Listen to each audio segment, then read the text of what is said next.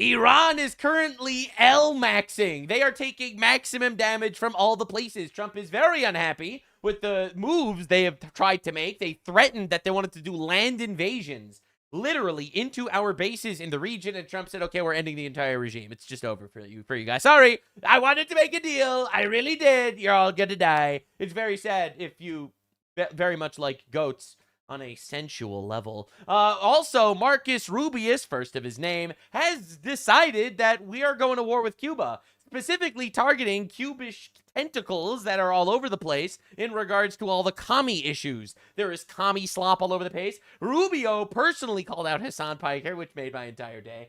We have Zoran Mamdani also on the chopping block, who's currently beefing with Benjamin Netanyahu.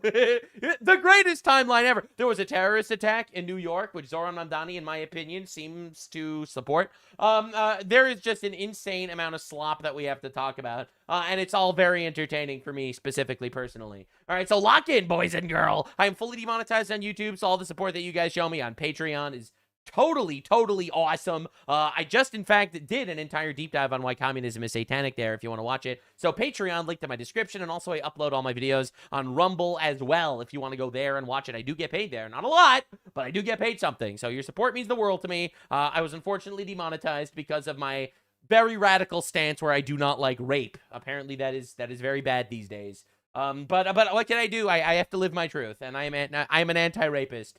So it's pretty diabolical. Definitely subscribe because I'm shadow banned to hell. Lock in and let's roll. The Donald is currently plane maxing. Iran is getting taken and whapped over the backside. Rubio is blasting Cuba, including Hasan. It's just a good day. Now, this was horrible, tragic news that I covered yesterday. Every time Iran kills an American soldier, they will pay for that killing many times over. This directive has been passed on to the Secretary of War, Pete Hegseth, Chairman of Joint Chiefs of Staff, Daniel Kane, and every leader in the military, President Donald J. Trump. That's right. We're not actually interested in losing wars. The UN is furious because the UN, of course, hates when people try to win wars because the UN is run by communist homosexuals. So obviously they really hate that. They absolutely do. And again, I have to reiterate, I am not homophobic. I want gay people to have the same rights as me. I want them to also be able to marry women. All right?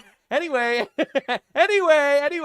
so Justin, Iranian attacks over the past 5 days have wounded dozens of U.S. soldiers, apparently, which is horrifying to hear. Truly horrible. Of course, this is a based right-wing white guy saying womp womp that soldiers are getting injured and kind of celebrating that Iran is winning because apparently the anti-Israel brain rot is so bad that you have these people just literally rooting for the Islamic Republic of Iran that has killed thousands of us over the last 47 years. All right, I don't know who this guy is. All right, you know, I love being white. Celebrates white people getting murdered by Islamists in the Middle East. Like, again, it's unbelievable watching it happen. It really is. Now, the Marcus Rubius himself made some very, very concerning statements. And I say concerning because if you are sexually attracted to small, fluffy animals, you are in for a bad time. Now, before getting too deep into the chaos, this video is sponsored by Supremacy World War III. Winning is based, actually. And in Supremacy World War III, a military-themed strategy game set in the late 20th and 21st century,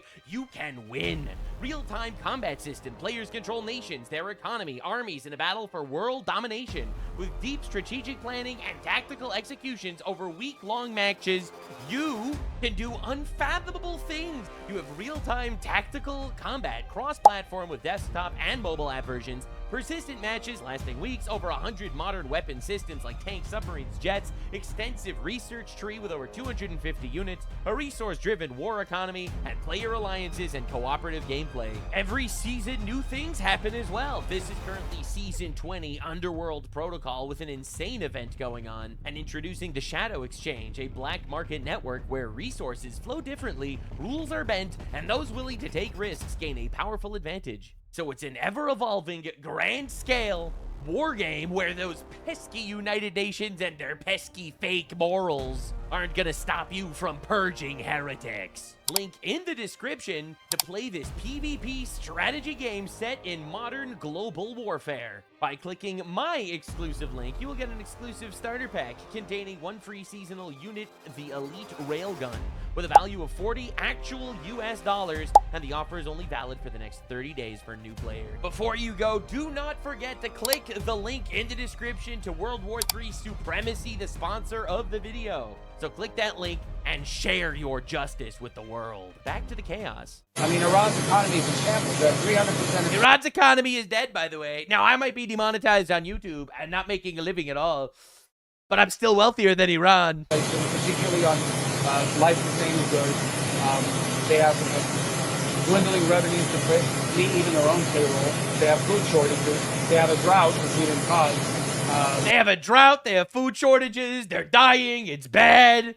The entire economy runs on goat rape, and unfortunately, they're not comfortable going out in public doing that these days. But they have a gasoline shortage and a fuel shortage. All sorts of people named Chank are in shambles over this news. All these problems existed before all this began. They've just gotten worse. They will continue to get worse. And one of the reasons why Iran is in shambles, we're a rich country. Iran is a rich country. One of the reasons why Iran is in shambles is because every penny that this regime there gets, be it through sanctions relief or through the oil they're able to get out, they invested in Hezbollah. They invested in Hamas. They spend. That's right. Now, they had money, but they take that money and they fund terrorism to kill us with.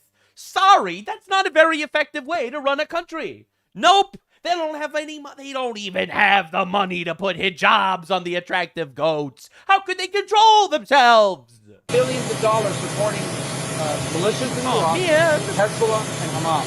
They should be spending billions of dollars supporting the people of Iran. They should be spending building the country. But instead, they use it in response to terrorism.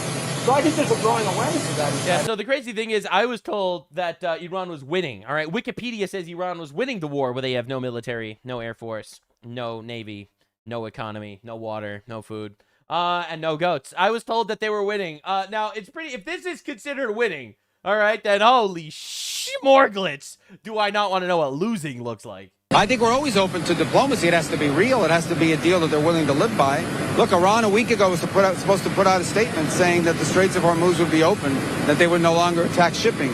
And instead of doing that, they attacked 3 ships. I think that was last Friday or Saturday. Okay, I'm just going to say it right now. Rubio is super smug about this, and he absolutely deserves it. Now, while a lot of Americans were trying to push this memorandum of understanding, trying to make this deal with these radical Islamists that want us dead because they have an apocalyptic holy war view of the world where they think we're the great Satan and need to kill us. Actually, a lot of people were trying to make some sorts of deals with them. The more of the J.D. Vance camp, a lot of people trying to do that. The reality is, we all knew that. I mean, I called it wasn't going to work immediately. All right, now, the crazy thing is, the right wing in America, all right, half of them wanted a deal, which is not going to happen because these are terrorists, and the other half of them just freaked out about the deal because how could you make a deal with them? And I literally said they're not going to keep the deal. We're just going to blow them up. And now the entire world is going to see that Donald Trump was the benevolent, nice guy. He let them do a deal. They decided to flub it. They literally had one thing they needed to do. The deal was literally one thing. Just don't bomb civilians in the Strait of Hormuz. And those greedy bastards couldn't stop blowing up brown people. They just couldn't stop that. They couldn't stop doing it.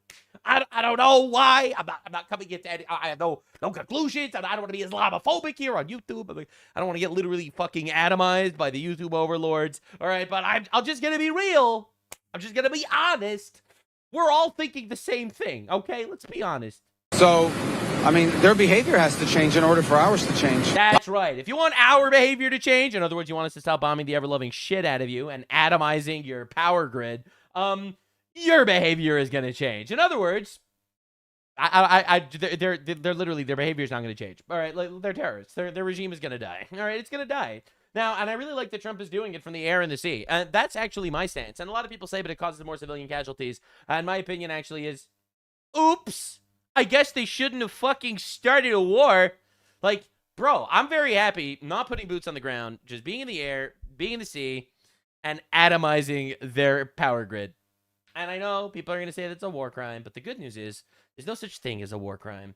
All right, and it's never a war crime the first time Today at 4 p.m. Eastern Time, U.S. forces began a new round of strikes against Iran at the Commander-in-Chief's direction. The strikes are designed to further degrade Iranians' military capabilities used to attack commercial shipping in the Strait of Hormuz. We're just going to keep doing that, actually. They actually asked Donald Trump, it's like, oh my God, is the war ending tomorrow? And Donald Trump had something of a response. This is a far bigger job that we're doing. We were doing a little job of stopping them from having a certain capability. Now we're just ending it. So it's really not the same thing. What we're doing now is use the discombobulator. We've given you the launch codes. Discombobulate them, Hegseth. Ending any chance where they could have a nuclear missile. If you look at it, after a week and a half, not 4 weeks, a week and a half, 2 weeks, we stopped them from probably, but I don't want to have the word probably. This is a far... Dude, I love him, man. He's so fucking good. He's so good. It's like, but you said that you probably did stop them from having a nuclear weapon. Oh, yeah, I did probably stop them from having a nuclear weapon. But I don't like the word probably. Oh, my God. Listen, man, we started it. We're going to end it. And I think that the Donald is not going to accept a bad deal. I'm just saying. He's not going to accept a bad deal. Now, Iran reveals more than 1/3 of its national gas production capacity has been destroyed. Oops, did we do that? No, we didn't actually. I don't even think that was us. I just think that they're lying, to be honest, trying to get sympathy. But no one has sympathy for these child molesting, evil people that are not good at all. Can't say some words these days. Now, there is a really, really interesting analysis that I wanted to make. And that is, why did Donald Trump talk about Chinese election fraud 2 days ago? Okay, let's all wonder. All right, last Thursday night, rather, he made a big address about Chinese fraud that is invading our country and taking over our elections. Where did this come from? All right, can we all wonder where this came from? Well, what if all of this was our attack on China? What if the reason why we toppled Venezuela, where China gets a lot of their oil, and the reason why we're attacking Iran, where China gets a lot of their oil, and the reason why we're stopping Cuba, which is where China is literally fielding its terror cells in our hemisphere, and sending drugs into our country through Cuba and from Venezuela, what if this is all just a giant assault on China? Now, a lot of people don't want to say this, because if you say this, it makes Donald Trump look like the smartest fucking man on the planet. And no one wants to admit the fact that he actually is a genius. All right, listen, he won at least 2 elections. Some would say 3 elections. All right, this guy's a genius, whether you like it or not. Yeah, maybe he sounds a little like a buffoon every once in a while, but you have to admit this guy is a geopolitical freaking mastermind if you admit that this is a long con on China, and we are cutting them off in every possible way. Back now to our top story, a grim reminder on the costs of war. 2 U.S. service members killed yesterday defending against an Iranian missile and drone attack on a base in Jordan. They are the first combat deaths in the Iran conflict since the war's early days in March. A 3rd service member is reportedly missing in action. 4 others were hospitalized and have now been released. Let's bring in West Virginia Republican Congressman Ryan. It's really heartbreaking, and every leftoid is using their deaths as some sort of political talking point to say that Donald Trump killed them. Listen, man, shut the fuck. I don't want to hear from the left. I don't want to hear from the people that... We have more people dying every weekend in Chicago from gang violence than soldiers that died over the course of this entire war. You could shut the fuck up. Okay, war is hell, obviously. They were killed by terrorists. They're patriots who gave their life for our country. Shut the fuck up. Riley Moore, he's a member of the House Appropriations Committee. Congressman, I've seen the statement that you put out asking people to join you and your wife in praying for the families of those fallen service members. What do we do now regarding the Iran conflict? Well, John, thanks so much for having me on. I think one of the interesting things, and I've just seen kind of breaking news on this, was the precision in which they were able to strike sensitive targets within Jordan. And the reporting is indicating that perhaps China or Russia was feeding them targeting information. Oh, boy.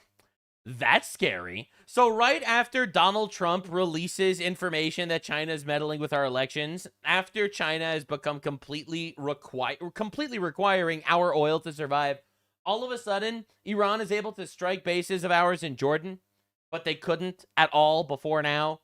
Did something change?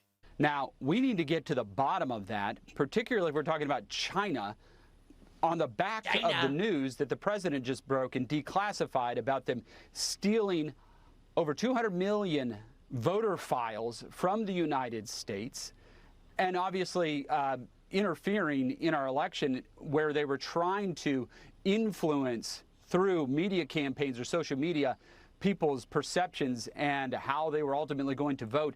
China is our adversary. We need to make this very, very clear. This is one of the reasons last year I introduced a bill to eliminate all student visas for China. Why are we training and educating our enemies? By the way, this dude is West Virginia's congressman. Based? Yes, absolutely we should be doing that. Duh. To then work to destroy us. Obviously. It doesn't make any sense at all. And this is why the president has implemented tariffs on them and tried to pull back our industry from China. So we need to get to the bottom of this. But where do we go from here, though, is also looking at how we're going to work with those GC. Bro, I love how Donald Trump will one day, he'll be like, China, China, we love China very much. We love China. Xi Jinping, great leader, fantastic guy, very handsome, looks great for his age. How old is he, 100? Fantastic, wonderful gentleman. Oops, we stopped Venezuela. Oops, we stopped Iran. Oops, we toppled Cuba. Oops, we're now your main oil supplier. Oops, we put tariffs on you. We love China. We love China so much. China's our best friend. Dude, when Donald Trump glazes you, you know that he is plotting your downfall. It's like saying, oh, I love Keir Starmer. Keir Starmer in England. What a guy. What a guy. Keir Starmer resigns. It's like, okay, dude. Okay. DC partners in the region, because this could tip over, hopefully not, could tip over into a regional destabilizing conflict, which nobody wants that. But some of these folks in the region there really need to step up and think about their own interest in this as well. Yup. Now, a lot of people need to be aware of exactly what is going on. It does seem like all of this is just geopolitical chess against China, and we're winning a lot. All right, for those of you paying attention, we're winning a lot. Not only are we winning the minor conflicts, like, you know, taking Venezuela, toppling Cuba, seems like Iran is going to fall apart, you know, stuff like that, but we are also winning the major conflict. All right, the broad story arc is actually going very well. In fact, if you want to really understand what's going on, I've been saying this the whole time, but Tim Pool literally just figured this out today. I'm just saying, no shit on Beanie Man, all right? Not shitting on Beanie Guy over here or anything, but I'm just saying he figured out today what I've been saying for months. We got this from oilprice.com. Let me pull this up. Why China's so pissed off at Trump. It says China cut crude imports by more than 44% during the war's first phase. And it says spending down a 1 billion barrel stockpile it built specifically for this kind of shock. Uh-oh. Now, what you need to understand is they didn't cut crude imports. They had their crude imports cut. Yeah, because we toppled Venezuela and Iran. 44% down since the start of this war. This is why they do everything they can to stop Donald Trump. That's right. And so if that That's right. is election meddling or whatever, I think it's patently obvious. This was the game plan. It's being done by more than just China. It's being done by everybody. We got this from oilprice.com. Let me pull this up. Yeah, so anyway, China might very well be the real target of the U.S. war against Iran. And I'm just sitting here like, no. Where did you go? No, really? What? No. I said this on day one of the Iran war, by the way. Literally on day one, I said this. That's the craziest thing ever. And now, a lot of you might not be aware of this, but right before Trump was elected, everyone was like, oh my God, is China going to invade Taiwan? They're not going to invade Taiwan when they have no oil. Let's just understand exactly what we're doing. It's crazy. Right? There is no reason to think he would ever do such a thing. We would never rig an election, announces President Xi after winning 100% of the vote. Yep. That's right. Now, this was a pretty diabolical clip. One of my chatters sent it to me. I'm shocked that this is real, to be honest. The only other adversary of ours who's anywhere near as good as the Russians is China. So why should Russia have all the fun? And since Russia is clearly backing Republicans, why don't we ask China to Which ended up being a hoax. back us? Why don't we ask China to back us? And now we know that China literally committed voter fraud on behalf of the Democrats. Well, if that's not the scariest shit of all time, I don't know what is. By tonight, ask China. That's right. And not only that, And then Nuxanor was found in his bedroom, committed suicide, 2 bullet holes in the back of his head. China, if you're listening, why don't you get Holy shit. Holy freaking balls. I just got a $1,000 patron. Oh my God. I will look at that later. Oh my God. Legend. Trump's tax Thank you returns. for the support, man. I couldn't do this without you people. I'm sure our media would richly reward you. The only other adversary. I really would love if China backed the Democrats. Wink, wink. China proceeds to steal elections for the Democrats. Weird. Now, a lot of people are wondering, why isn't Iran attacking Israel? Iran is bombing Kuwait, Bahrain, Jordan, every single country in the Qatar, UAE, Saudi Arabia. Why aren't they bombing Israel? Well, I know the answer. Right? If Iran attacks Israel,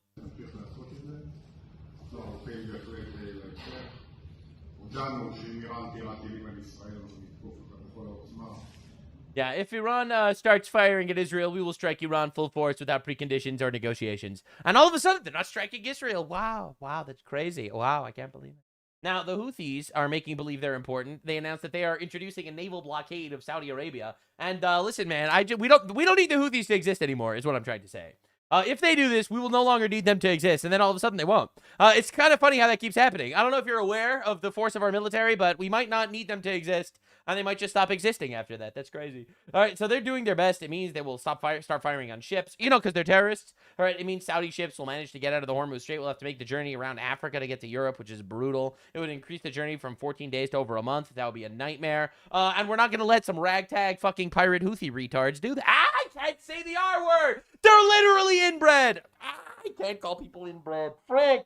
Dude, YouTube is evil, like, they hate me sometimes, but I love YouTube, which is why I'm a better man now than ever before. Anywho, statistically, they have an IQ level that is at the same, like, this is for documentary purposes only. I'm not saying this to demean. All right, I'm not demeaning any group. I am simply stating a statistical fact backed by the World IQ Statistics Organization. Anyway, Iran prospects seizing U.S. bases in Kuwait, taking troops hostage. Right, they're claiming that they're going to do a ground invasion. That's not going to happen. And also, Iran, while they're massacring their civilians and protesters, they are currently just capturing random Jews in Iran and putting them in jail. Which is very, like, literally no one saw this coming. No one saw this coming at all. Now, Marcus Rubius, first of his name, commander of the no, I'm joking. First of his name, Absolute Giga Chad, president of 2028. He is cooking. For more than 6 decades, the Cuban regime has been the leading sponsor of radical leftism and, get ready, when I literally saw this, I got an erection. Third worldism in the United States. He's using the term third worldism, ladies and gentlemen. He's using the term third worldism. We are so back. We are so back. Anyway, the State Department is exposing the full history of Cuban espionage and subversion into the country. The American people deserve to know. And he released this whole massive thing. I did read through it. It's very long. It's like 100 pages of straight up Cuba sucks. They are doing all sorts of random terroristy shit in our country. We don't like it, and they're gonna die. Yeah, sorry, that's just how it is. Now, we're not threatening them or anything. They're communists. All communists die, and eventually. All right, that's just how. That's the natural end of communists. Is all the people die. We've seen that many times. Now, of course, Ken Klippenstein. All right, this is one of those radical leftoids. The State Department's new report on Cuban influence focuses on various American citizens like Hasan Piker. No! It focuses on Hasan Piker, literally being accused of being a third worldist communist Cuban agent existing to foment terrorism in our country. Marco Rubio, if you get Hasan deported, you will be president for a millennia. Or we will put your ass on the golden throne and feed you 1,000 Cubans every year. I'm kidding. I don't have anything against the Cubans, just the communists. All right, listen, man, you don't understand. It's going to be incredible. All right. Now, Hasan, of course, responds crying about it. Because, again, this is the leftist response, the classic leftist response, because they're subversive communist idiots that want to destroy our nation. Why is the State Department naming American citizens in their Cuba report where they seemingly complain about our opinions on U.S. sanction policy? No, they're not complaining about your opinions. You're a terrorist supporter at the very least, but also maybe a real terrorist. This is absolutely protected by the First Amendment. They're trying to chill speech through intimidation. No, It's not protected by the First Amendment to be a literal a guy that's avoiding sanctions, that's circumventing our laws, that's aiding and abetting terrorist organizations, that's literally defending our adversaries. Actually, communism is not protected by the First Amendment because communism is an inherently violent ideology. Again, I made an entire video on my Patreon because there's no way that could exist on YouTube, talking about how communism is satanic and it's pure evil. It never, not only does it never work, but it actually is Satan worship. All right, literally. All right, I made a whole video on my Patreon about that, doing a whole deep dive if you want to see it. But yeah, the reality, and they all do this. All the Muslims that don't believe in free speech, by the way, because they're part of Islam, and Islam doesn't believe in free speech. This isn't demeaning. All right, literally, if you draw a picture of Muhammad, they will execute you. Okay, Islam is an anti-free speech religion. Inherently, it is baked into their ideological code. All right, now, so they all make believe it should be free speech to literally aid our adversaries that are committing terrorism in our borders. Okay, there was literally a communist terrorist attack today in New York. Okay, by the way. All right, so obviously none of this is an actual argument. They're making believe that they're fighting for free speech. They're not. They're fighting to destroy Western civilization. They're using your words as weapons against you because your words mean nothing to them.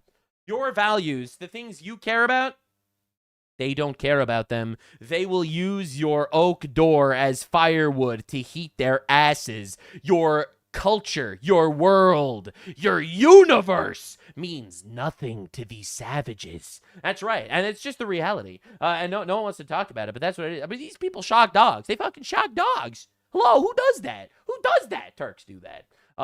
Statistically, you know, historically, this is for documentary purposes only. I'm obviously not insulting Turks. But historically, did you know that Turks took 1 million dogs and put them on an island with no food to starve them to death because they hate dogs? That's a real thing that they did. Thank you for tuning into Nux History and Documentary. Not demeaning or insulting anyone because all cultures are equal. That's right. Now, Destiny is celebrating this. Now, of course, I am personally having so much enjoyment from the fact that literally we are having civil war on the left. You know, we have our civil war on the right. Like, we have our foreign operative, our like Tucker Carlson that just simps for Putin and Islam. We have Candace Owens who thinks that Israel is sending time-traveling Egyptians with Sumerian technology to kill Charlie Kirk because he was an X-Men. Like, we have these idiots that are tearing us apart. But, dude, the leftist civil war is actually a bloodbath. A bloodbath. Like, they are killing each other in the streets. Literally, they're actually killing each other. It's insane. Now, Department of State releases Cuba's assault in the United States was never a root, a quarrel over economic policy or sovereignty or even ownership of a particular territory. It was a revolution against Western civilization itself. God, Rubio is so freaking good, man. It's actually insane. Marcus Rubio, first of his name. The FAFO general, we call him. It's insane. It's insane how many kills he's racking up. All right, now, of course, they just openly release their ideological playbook that their goal is the downfall of Western civilization. It's not about free healthcare. They all be like, I just want free healthcare. Oh, and also I want to destroy the West and kill all the Jews and also the Christians. But it's mostly about healthcare. There is more democracy enjoyed by the people in a one-party state, in a one-party socialist and communist state that Cuba has achieved. Right, for so me personally, that's a lie. Obviously, the people in Cuba are suffering in darkness, completely controlled, jailed in black cells if they ever protest against the government. Like, so they literally want a communist, violent, revolutionary takeover of the country and then throw everyone they disagree with in a gulag. Every communist regime ends in a gulag. All right, now, Clavicular was just on Piers Morgan because he just went to Israel to hang out on Tel Aviv beaches. And he had possibly one of the greatest responses to something I've ever heard in my life. Exploring different nightlife and doing a bit of tourism. Right, so I would say, okay, but you're going to go to Russia as you've been to Israel. Yeah. Why not go to Ukraine and go to Gaza? Well, probably because they're losing. So I feel like it's. Because they're losing. And that's your criteria? Well, I mean, quite honestly, it might be a little bit more volatile there if I had to guess. Why would he go to Gaza? You want to get bombed? Why would he go to a shithole, man? A shithole of their own making. Why would he do that? He went to Tel Aviv because you can party in Tel Aviv. Because he's a party guy. All right? That's why he went to Tel Aviv. Oh, my God. He didn't go to Gaza because they're losing, bro. Oh, my God. Just miserable. Just, oh, my. And, like, he thinks that this is like a gotcha. Because the leftoid mind exists without rooted reality or morality based on biblical doctrine. I've always said this, all right? Morality is objective. If morality is objective, none of these like double standard questions ever work, ever. Never work ever. You know why? Because we recognize that there isn't a standard that we need to uphold, that we believe in at all. That's right. But you think it should be acceptable for him to go to Israel, but not Gaza? Yeah, because in Gaza, they're going to fucking bomb him. All right? Because he's, because it's a war zone. Because idiots over there started a war and lost miserably. All right? Like, that's what's going on. All right? That's why he's going there. All right? It has nothing to do with any of this. The double standard question never works. It's like, why do you think that it's okay that we have nuclear weapons, but it's not okay if Iran has nuclear weapons? Because Iran are the bad guys. It's actually that simple. Yes, I am okay. Why is it okay for you to kill them, but not okay for them to kill you? Fantastic question, says from the moral subjectivist that doesn't actually believe in anything. It's simple.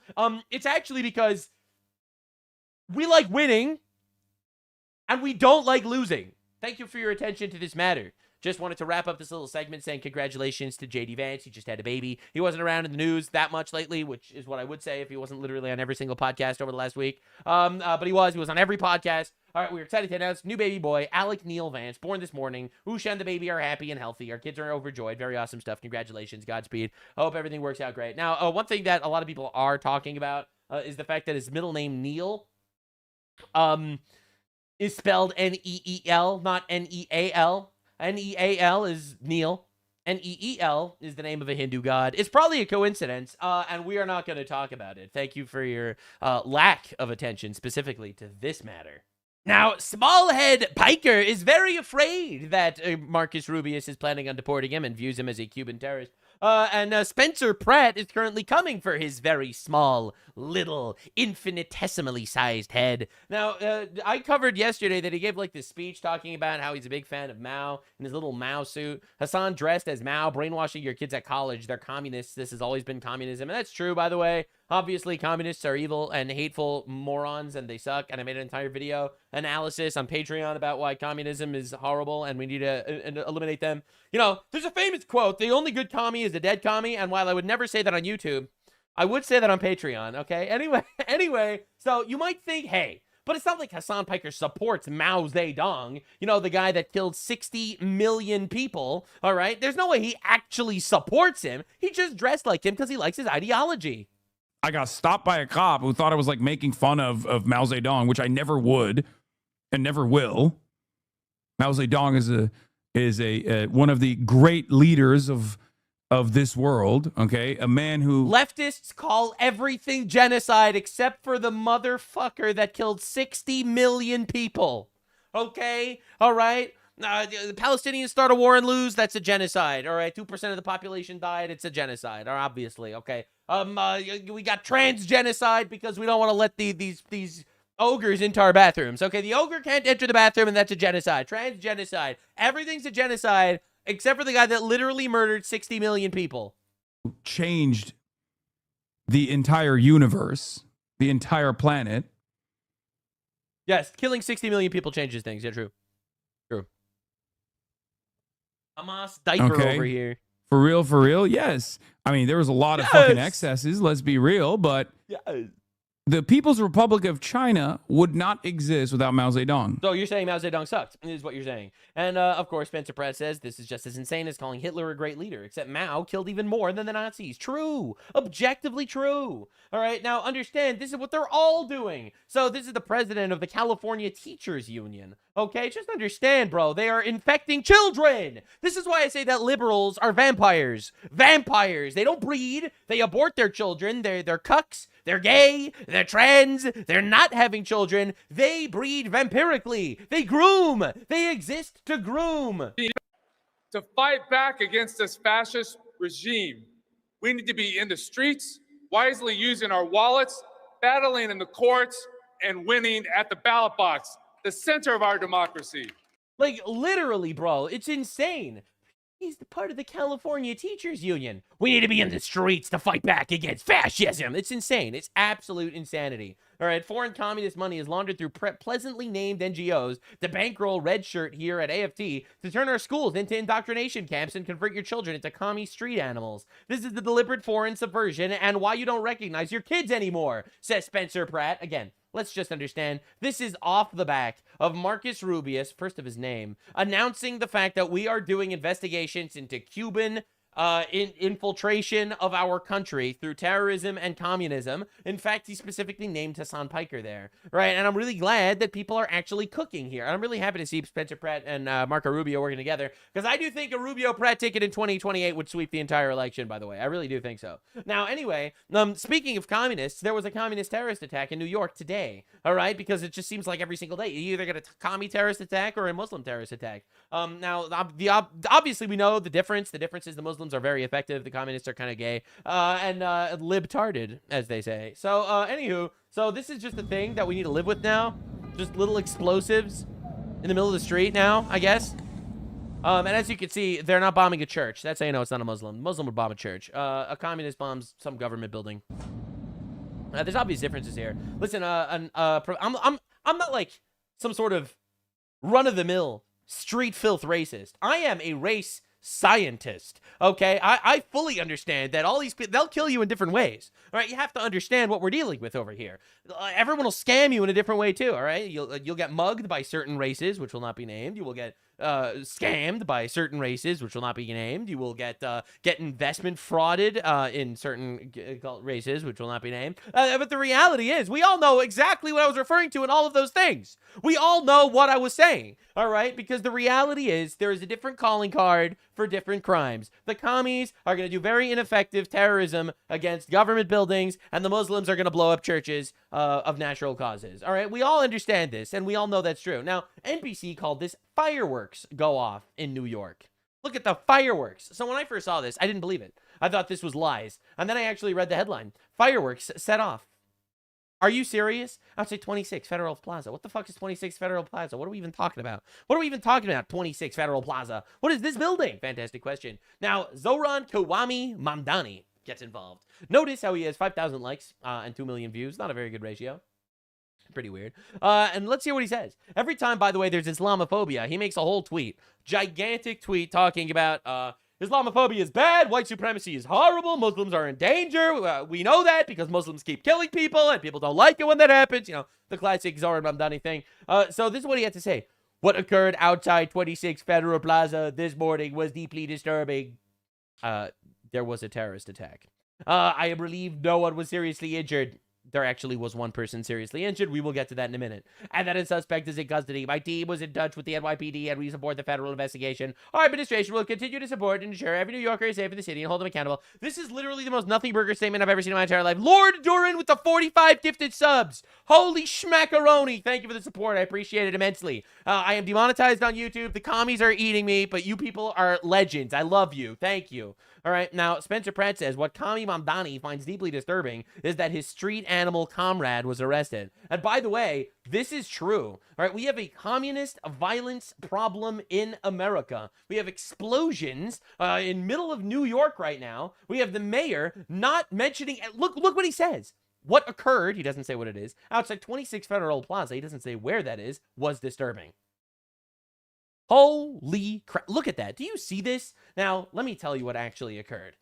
His bomb cart said the Antifa slogan, ice off our streets. Now they're making bombs. All right? Just understand exactly what we're dealing with. We are dealing with communist terrorists bombing buildings. Now, what building, you might ask? Well, it's the federal building for immigration enforcement. It's literally the ICE building. More information now on the breaking news. An incendiary device outside a federal building earlier this morning. This is downtown Manhattan. The FBI's Joint Terrorism Task Force. Have you ever heard anyone saying, I'm so sad about the attack outside, and they just list the address of the building without saying what happens in that building? Have you ever heard that before, ever? It's like imagine a mosque gets attacked. I don't think bro is going to say Ocean Parkway, 16 Ocean Parkway got attacked. All right, bro's not going to hit you with that one. All right, let's be honest. But we all know exactly what he would say. Okay? All right, come on, dude. Force at the scene investigating as an anti-government attack. That's what they're calling it. Smoke billowing outside that federal building. And when ICE officers and immigration court members are there in the building, that's who's located there, as well as the New York City FBI field office. It was an anti-ICE communist terrorist attack bombing a federal building. This is terrorism, obviously. And now, again, I'm not, like, what I'm about to say is not that I endorse it. I'm just saying that God has the greatest sense of humor of all time. We think that we can outsmart God. We're wrong. God is smarter. He's funnier. He's more diabolical. He's awesome. God's awesome is what I'm trying to say. Anyway, an immigrant heading to his immigration hearing was injured in today's anti-ICE terror attack in New York City. It's every single time. Listen, man, I'm sad that this guy was injured, obviously. But, like, oh my God, is that not the funniest thing you've ever seen in your child life? This keeps happening. There was a guy who was just in a Texas ICE facility, and he was shooting at ICE agents, and he missed. And he ended up shooting 3 migrants. How does this keep happening?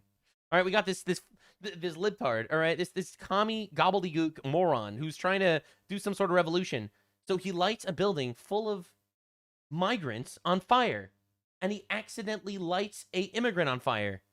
You can't make this up. You cannot make this up. You can't make this up. They're killing more illegals than ICE, brother. All right, anti-ICE activist allegedly wheels cart of fireworks and flammable liquid to 26 Federal Plaza. I wonder what's there. They're all doing this, by the way. Look how every single news site is calling it 26 Federal Plaza instead of calling it the ICE immigration facility. Now, we all know that Zoran Mamdani obviously doesn't care about this because this was Zoran Mamdani right before his election. How many more New Yorkers not charged? Do you believe in the First Amendment? Do you believe in the First Amendment, Tom Homan?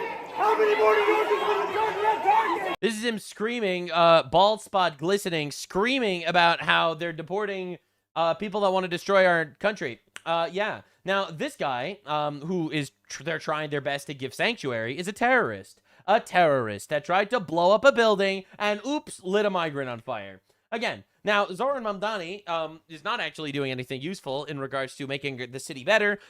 Millionaires are leaving, fleeing the city, obviously, because he can't exist there. He's trying his best to redistribute housing to foreigners because that's basically his strategy. He wants to come into our country, take over, take stuff away from the natives, and give it to the foreigners. That's literally his goal. That's the goal of Baldy Mamdani every day. Now, Zoran Mamdani is making believe he actually has power and authority by saying he's in an active conversation with city lawyers over whether to arrest Benjamin Netanyahu when he's in New York for Unga. Legal experts have raised doubts, obviously, because he can't do that because he's a fucking mayor of New York, right? He's not involved in foreign policy. He can't just arrest a random foreign leader. But obviously, but it's very funny. Now, in my opinion, the reason why it's funny is because the leftoids were like, oh my God, Mamdani's so based.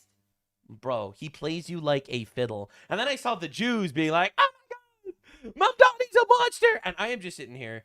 This is the funniest shit in the world. Because obviously he doesn't have the authority to do this. But if he does arrest Benjamin Netanyahu, Trump will kill him.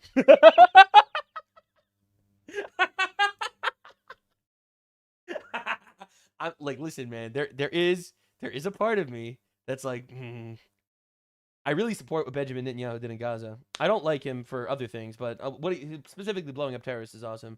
But I hope he arrests him. I really do. I think it would be the funniest thing in the world. Oh my, it would be so good. It would be the ultimate F around find out moment. Sorry, man. I'm sure that listen, don't mean to offend any Israelis in my audience, but brother, you're gonna have to take a hit for us. Yep, that's what we're gonna do. It'll be insane, bro. Mamdani puts Netanyahu in jail. Donald Trump is in the middle of writing out a tweet, and before the tweet even goes live, Zoran Mamdani's beeper detonates. I'm like, I'm just saying. Anyway, so Mamdani doubles down on this one too. Actually, it's pretty funny.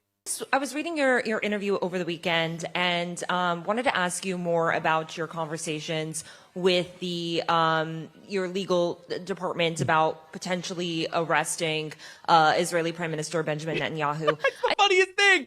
He's the mayor of New York.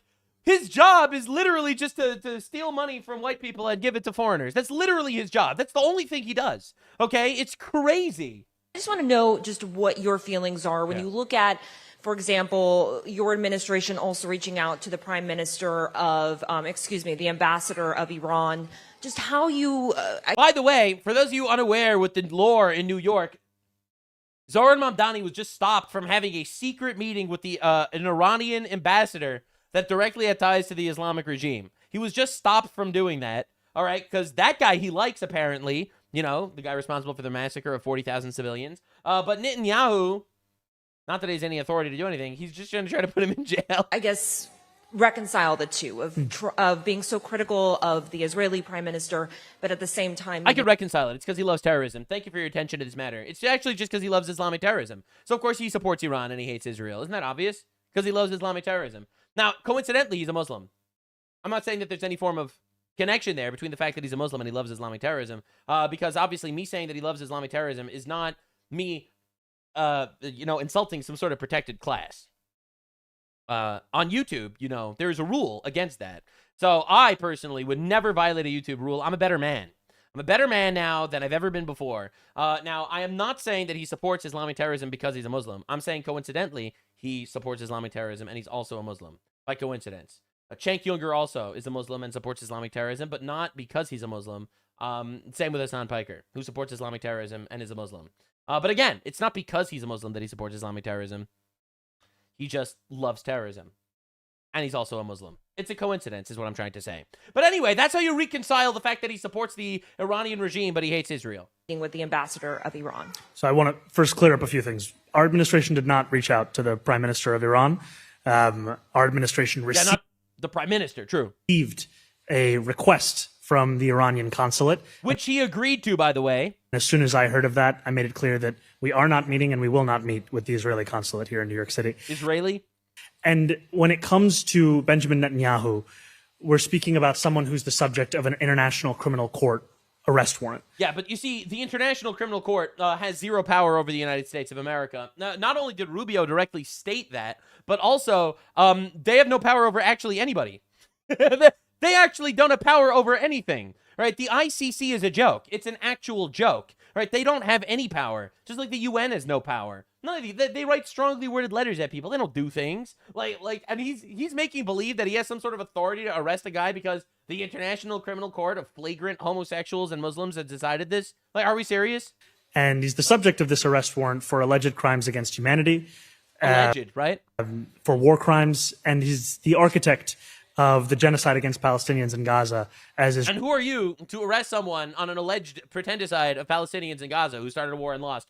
Again, it's the funniest thing in the world that he makes believe that he can do this. Israel's prime minister. These are not facts of my personal assessment. They are facts of public record. No, they're not, actually. The genocide case was largely dropped against Netanyahu, actually. But again, I love how he just does this. But it's really cute, honestly. And I believe that when someone is charged with an international criminal court warrant, it's something that should be taken seriously, whether it's Benjamin. But no one actually cares about your opinion. Your opinion means nothing. You have no authority to do that. All right. I personally think that you should get deported from the United States of America because you hate our nation and you're a communist. That doesn't mean I'm going to stuff you in a black bag, put you in a suitcase, and throw you off a bridge. Okay? Although, that does sound really fun. Not that I don't endorse it. Just to be clear, I don't endorse it. Netanyahu or it's Vladimir Putin or whomever else. What I've also made clear is that my administration will follow all applicable local laws. Yeah, which you don't have, which is pretty funny. Now, of course, Donald Trump responds, Benjamin Netanyahu will not be arrested in any way, shape, or form while he's in the United States of America. He's fighting against the Islamic Republic of Iran, which recently killed 52,000 innocent protesters, and has spent the last 47 years killing American soldiers and others. The only ones who should be arrested are the people that led to Iran to this unprecedented spiral of death and destruction, something that should have been dealt with years ago by previous presidents. Bro, it's crazy, man. Listen, I'm a simple man. Yeah, the UN just released an entire report talking about how actually Hamas was the one stealing the food and enough aid did go in. They literally just admitted that like a week ago. It's insane how much this happens. Now, again, I'm a simple man. A very simple man. And I think it would be really fucking funny if Zoran Mamdani arrested Benjamin Netanyahu. I'm just saying. I think it would be the funniest shit in the world. Bro, Trump is gonna kill him. Trump is gonna fucking kill him. It would be all out war. Anyway, whatever. We're not gonna get involved. Now, of course, the reason why Zoran Mamdani actually hates Israel is not because he's a Muslim. Again, it's a coincidence. Once again, I want to elaborate. It's a coincidence that he supports the Islamic terror attacks against Israel, and he's a Muslim. One has nothing to do with the other. But the reason why he hates Israel is the same reason why he hates America, actually. For so many people, Israel is not a place. It is not a country. It's an idea. What? And you see that in means, so many politicians' answers. Now, pay attention, because everything he says applies to America. He doesn't believe America should be a country either, which is why he believes that he has as much right to America as any of us. All right, just understand, the logic he uses is, well, it was colonized from the Palestinians, just like this was colonized from the Native Americans. To the questions around... Which is funny, because there's no such thing as a Palestinian. Israel, is their answers were written 20, 30 years ago. They speak to a reality that does not exist. Right. They pledge fealty to the idea of a two-state solution, irrespective of the fact that a second state for Palestinians is physically impossible because it's not even a contiguous piece of land in this moment between where Palestinians live. Yeah, because they keep doing terror attacks. Yeah, true. So that all tells us... You notice no one's trying to get Jordan to do a two-state solution with the Palestinians, by the way. Because Jordan's just not going to do that. Because they started a revolution in Jordan, and then Jordan stopped them. And now they have no rights. Isn't that cool? Us that there is this disconnect. And what these resolutions, thankfully, they are, as you said, not binding. But they also, to me, speak of a fear amongst... Again, for the mayor, why is the mayor of New York even talking about Israel and Palestine? Like, what are we even doing here, man? This is crazy. Anywho, it gets even better. Zohran Mamdani opens 3 24/7 public health machines in New York City. The Democrats delivered, boys and girls. It is a colossal W. Let's go. Community note, New York City has had public health vending machines for years. They were installed in the Adams administration. Man, that's really awkward. The first they opened in 2023. He really did nothing. He literally did nothing. He just sits there grandstanding about Palestine, which is funny because Palestine isn't even real. But he's still, grandstanding about it. But don't worry, he's doing photo ops. Right here, he did a photo op with Motaz Azaiza, a terrorist. Like, literally, this is the guy that's in charge of New York right now. So yes, we have a very obvious commie problem in America, and I'm really glad that there are people like Spencer Pratt and Marcus Rubio that are actually shitting on these people because they deserve it. I'm really glad that we're at war with these morons because they suck and they're evil and they are satanic, literally satanic individuals. They need to go. They need to get deported. McCarthy was right. He didn't go far enough. Thank you for your attention to this matter. Now, the commies are having a fantastically bad day. United Airlines is reportedly allowing some passengers to change their flights for free if they don't want to land in Florida's newly renamed President Donald J. Trump International Airport. The reason why I wanted to talk about this is because Donald Trump literally raped a generation of libtards. I feel like there's no other way to possibly explain this. This is just complete and utter mind molestation going on. Complete and utter psychological domination. All right, they refuse to land in airports. They're changing their trip itineraries because of the name of the airport. This is total and utter social dominance that we have right here, just to be aware. Now, Canada is currently beefing with us. We might conquer Canada. I've made it very clear to my chat. I don't want the Canadians to vote due to their gayness. However, I do think we should conquer them as like some sort of vassal state where they pay us tribute and stuff like that. Anyway, we'll talk about that another time. We are holding Canada responsible for the fact that they are not properly maintaining their forests and brush therein, and the United States is being unnecessarily invaded by filthy, polluted, and unhealthy air, the quality of which is dangerous and totally unacceptable. I will call Prime Minister during the day to find out what they are going to do about it. The cost is incalculable. Canada has refused to engage in basic forest management and debris removal. It's literally California all over again. It's almost like communism leads to the destruction of your country or something. Knowing that such a refusal will lead to exactly this result. This is willful negligence and becoming a yearly occurrence, costing the United States billions of dollars. Which cost of the pollution must be a necessity added to the tariffs Canada is currently paying. Thank you for your attention to this matter. This is why tariffs are awesome. Okay, economically speaking, I'm not like the hugest fan of tariffs, but I love how he uses it, man. It's like, listen, we're just going to add it to your tab. Yeah, no, we're just going to add it to your tab. You caused this damage. What are you going to do? What are you going to do? Are you going to send your entire Canadian military You're going to send us your 3 horsemen named Pierre with slingshots? You think these guys are going to freaking stop us? No, we're adding this to your tab, and you're going to pay it. That's how it's going to work. Now, the Maple Leaf Menace is getting deported.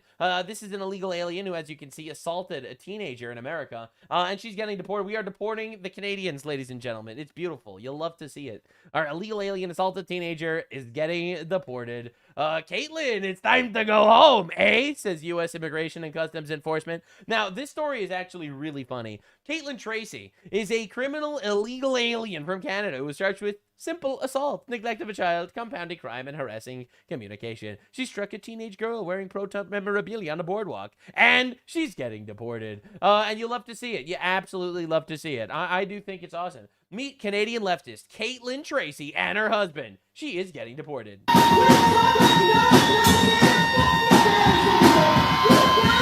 To be fair, this is what most leftist women sound like. So again, I feel like this is very appropriate. Now, again, the husband is very unhappy that his wife is getting deported, obviously. I need help. I don't know what to do. My wife is being detained by ICE.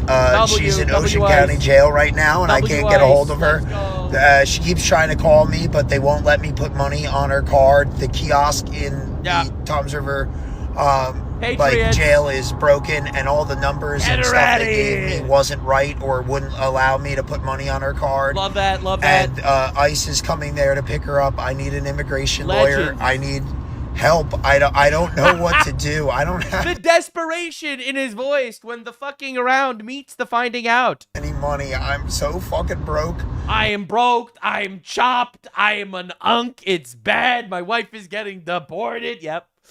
Yeah, and you could avoid all of this actually by being a normal, stable human being. But I gotta figure something out. I gotta save her. She's getting deported. I need help. You shouldn't have been here. I need you to figure out. I don't know. This just happened. Can we give him a ticket for filming himself while driving? I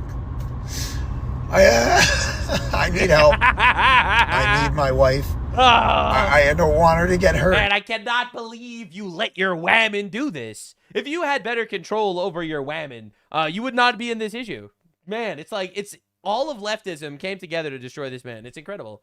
All right, leftism turns him into a broke, wifeless, loser communist that his wife is now getting deported because of his leftism. He's literally been woked to death. It's incredible. I don't want to see her get. I don't know what to do. I don't know. You can pick her up in Canada. What to do? Yesterday, July 13th, my wife was detained by ICE and brought to Delaney Hall in Newark, New Jersey. Love that. This is my attempt to reach out to any news outlets, especially no one cares. Local ones to New Jersey, like News 12, New Jersey. Yeah, no one cares. Anyway, he continues crying. And now my favorite thing is, all right, this is the effing around stage. All right, this is an old TikTok of him praying that the entire Trump family gets cancer. Because I gotta have faith. All right, praying that the entire Trump family gets cancer. And this is the finding out stage, by the way. I don't know what to do. Man, this is just so good. It's perfect, actually. I would go as far as to say is that it's beautiful. Man was literally killed by woke, and you love to see it. Now, it turns out all of the left is currently terrified because the White House announced that ICE field officers will be wearing body cams within 60 days.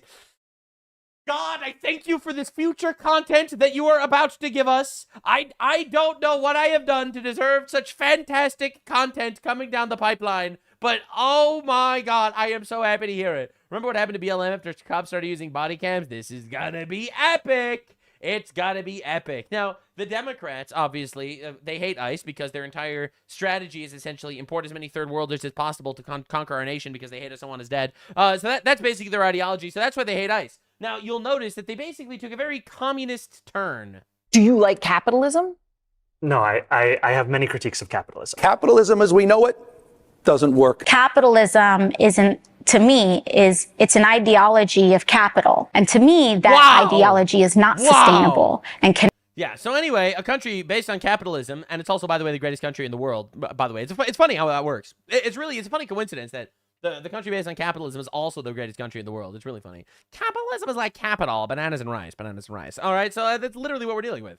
All right, so anywho, what I'm trying to say is this is exactly the turn the Democrat Party is currently making. So this individual over here, a Muslim guy, it's a coincidence that all the socialists are Muslims. It's not because they're coming into our country trying to conquer us and trying to take money from the people that earned it and redistribute it. I would never insult an entire class. I'm just saying that he happens to be a Muslim and a foreigner and a communist. All right, now this is not just any foreigner Muslim communist, but this is a DSA leader, a Democratic Socialist of America leader. All right, so he's going to ask him his elevator pitch for why democratic socialism is actually better. I know I saw a statistic, amazing for you guys. More than half of young Americans now prefer socialism over capitalism. Yeah, that's really scary, by the way. For those of you that aren't aware, that means over half of kids are mentally stunted. So if you can look into the camera and give a 30-second elevator pitch on why socialism is better than capitalism. All right, here we go. Are you ready? Are you ready for the 30-second elevator? This is from the DSA. All right, the DSA leader, a leader of the Democratic Socialists of America, is going to explain to you why socialism is better than capitalism. Are you ready? I hope you're locked in. And I hope you're paying attention. I hope your feet are on the ground. I hope you're holding on to something. Community. Are you tired of sitting alone and being by yourself and having no one to talk to? Being a socialist is all about community. It's about literally sitting down and having coffee with a random stranger and talking to them, talking about the game. Hell, I have hugged more strangers in this past summer because of the Knicks game, because of the World Cup, because socialism works. It's the watch parties that Zoran hosted. He thinks that socialism is socializing with friends. I hope you were holding something, man. I hope you were. This guy, by the way, is one of the leaders of the Democratic Socialists of America. Look at him containing his smile. Can we deport this one, please? This is about the parties that we allow. We don't have cops hogging every single site and saying, "Oh, socialism is when cops let you socialize with your friends." Can you believe it? I can't believe it. I can't believe it. I cannot believe it. Can't be here because there's too many people. Instead of allowing people just being in their nature, a natural element of talking to each other, to bond over things we love and share. So that's what socialism is. It ain't a scary word. It ain't me taking your house. It's about me making sure your house remains in your hands and some millionaire doesn't take it from you. Yeah, millionaires aren't just going around taking your houses, actually. That doesn't happen. They might buy it from you if you want to sell it to them, but they don't just take it. Wow. Just wow, bro. And this is the slop that's being shoveled down people's throats. Holy crap. That's it. That's not exactly what socialism is. Yeah, you don't say. Yeah, you don't say. Weird. Holy crap. I love this so much. This is such a good clip. None of these people know what they're doing. They're all idiots. They're all useful idiots. Some of them are not useful idiots. So David Aronovich, this guy says, if I was Biden, I'd hurry up and have Trump murdered on the basis that he is a threat to America's security. That sounds pretty bad. Now, notice the same Aaron Aronovich is saying on the quote that Starmer is a liar, a scumbag, and a traitor. This is a good example of violent language aimed at a politician. It contains a dehumanizing term and an inciting term. Also, the same guy says we need to kill Trump. Like, again, this is what we're dealing with. It's insane. Now, I have had so many people ask me to specifically talk about this guy. I'm pretty sure he's running for, like, Wisconsin governor or something, or mayor, or whatever. I don't know, man. I don't know what he's running for. He's running for something. And he might be the dumbest man alive. So you don't want to abolish the Senate? One of the most important aspects of being a democratic socialist is by being completely dumb. It's by being an idiot. Right? You need to have a sub 80 IQ to be a democratic socialist, and they know that if they mind rape enough children, they can convince them that it's actually empathetic and cool. So you don't want to abolish the Senate, the United States Senate, because that's what Article 1 is. The United States Senate is an undemocratic institution. It gives more representation to people in smaller states than to... Yeah, that's because we live in a constitutional republic, not a democracy. That's the country that we live in. If you don't like that, Gustavo Gordillo. Is that his name? I think that's his name. Yeah, Gustavo Gordillo. If you don't like that, you can fucking leave. The 30 That's why you million have the people in balance. So you've California. got the House of Representatives, which is population driven, and then you've got the Senate. So every state. Not only does his name sound like a Powerpuff villain, but he looks like a Powerpuff Girl villain. Like, dog, look at this guy. Small state, you still get 2 senators, even though you only get maybe 1 This guy is he's one step away from making you the employee of the month at Los Pollos Hermanos. In order to make all of the states have fair representation. So you say, I'm just confused. When you ask... Bro actually sounds like a Fallout 3 villain. Normal Americans, yeah. If Congress and the Senate and our political system is working for them, Mhm. most people are very unhappy with the political system, and they Okay, people complain about the government, yeah. say it's not working for them. Okay, and the solution is by giving infinite power to the gigantic states of foreigners like New York and California. Like, I love how the communists are just like, yeah, actually, we would just want to conquer the country and just make it different. When we think about the 250th anniversary of the United States, and we think about our proudest moments in U.S. history, okay, I think of times like when ordinary people rose up and they changed the Constitution. That's funny. I think about times where universal suffrage didn't exist and only white landowners were able to vote. That's what I think about. Oh, we think about different things like that. That's weird. To abolish slavery, to give women the right to vote. Everyone's proud of that. And that's a nation. Well, not everyone, obviously.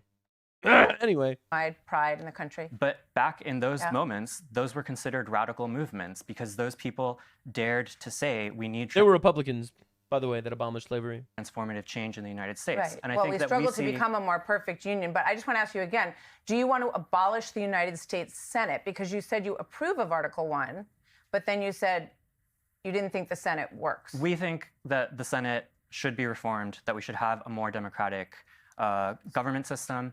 In other words, he wants California and New York to have more power. But that's a long-term change that we're seeking. And in the short term, we're focused on issues like affordability, like freezing the rent, which we only care about healthcare. Also, we're going to blow up government buildings in New York. Just done in New York, like creating a universal childcare system, which we're also taking steps toward doing, like fixing our energy grid. Yeah. Anyway, we're dealing with the dumbest people of all time. And the problem is they are able to infect the young because they're vampires, because the entire schooling system is literally funded by billions of dollars coming from China and coming from Qatar and coming from all these other shitholes that want to destroy us, all of our adversaries. They're literally funding our colleges to groom children into being empathetic. Empathetic.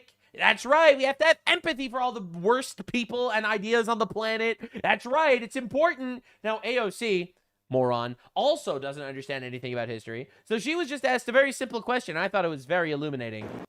I don't support the filibuster. I don't support elements of this institution that we know, were founded on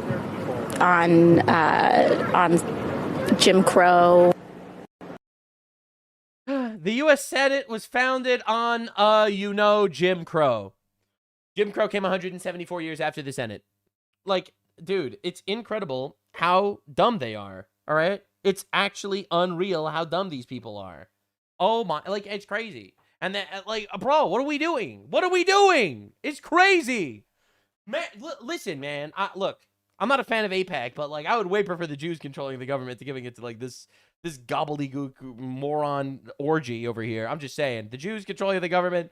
At least the Jews know a thing or two about money. Listen, not perfect, but like, bro, what are we doing? What are we doing? So now Zohran Mamdani just went to Memphis to campaign, and she had a new accent because she does that now. Wherever she goes, she has a new accent. We cannot afford to leave Tennessee behind.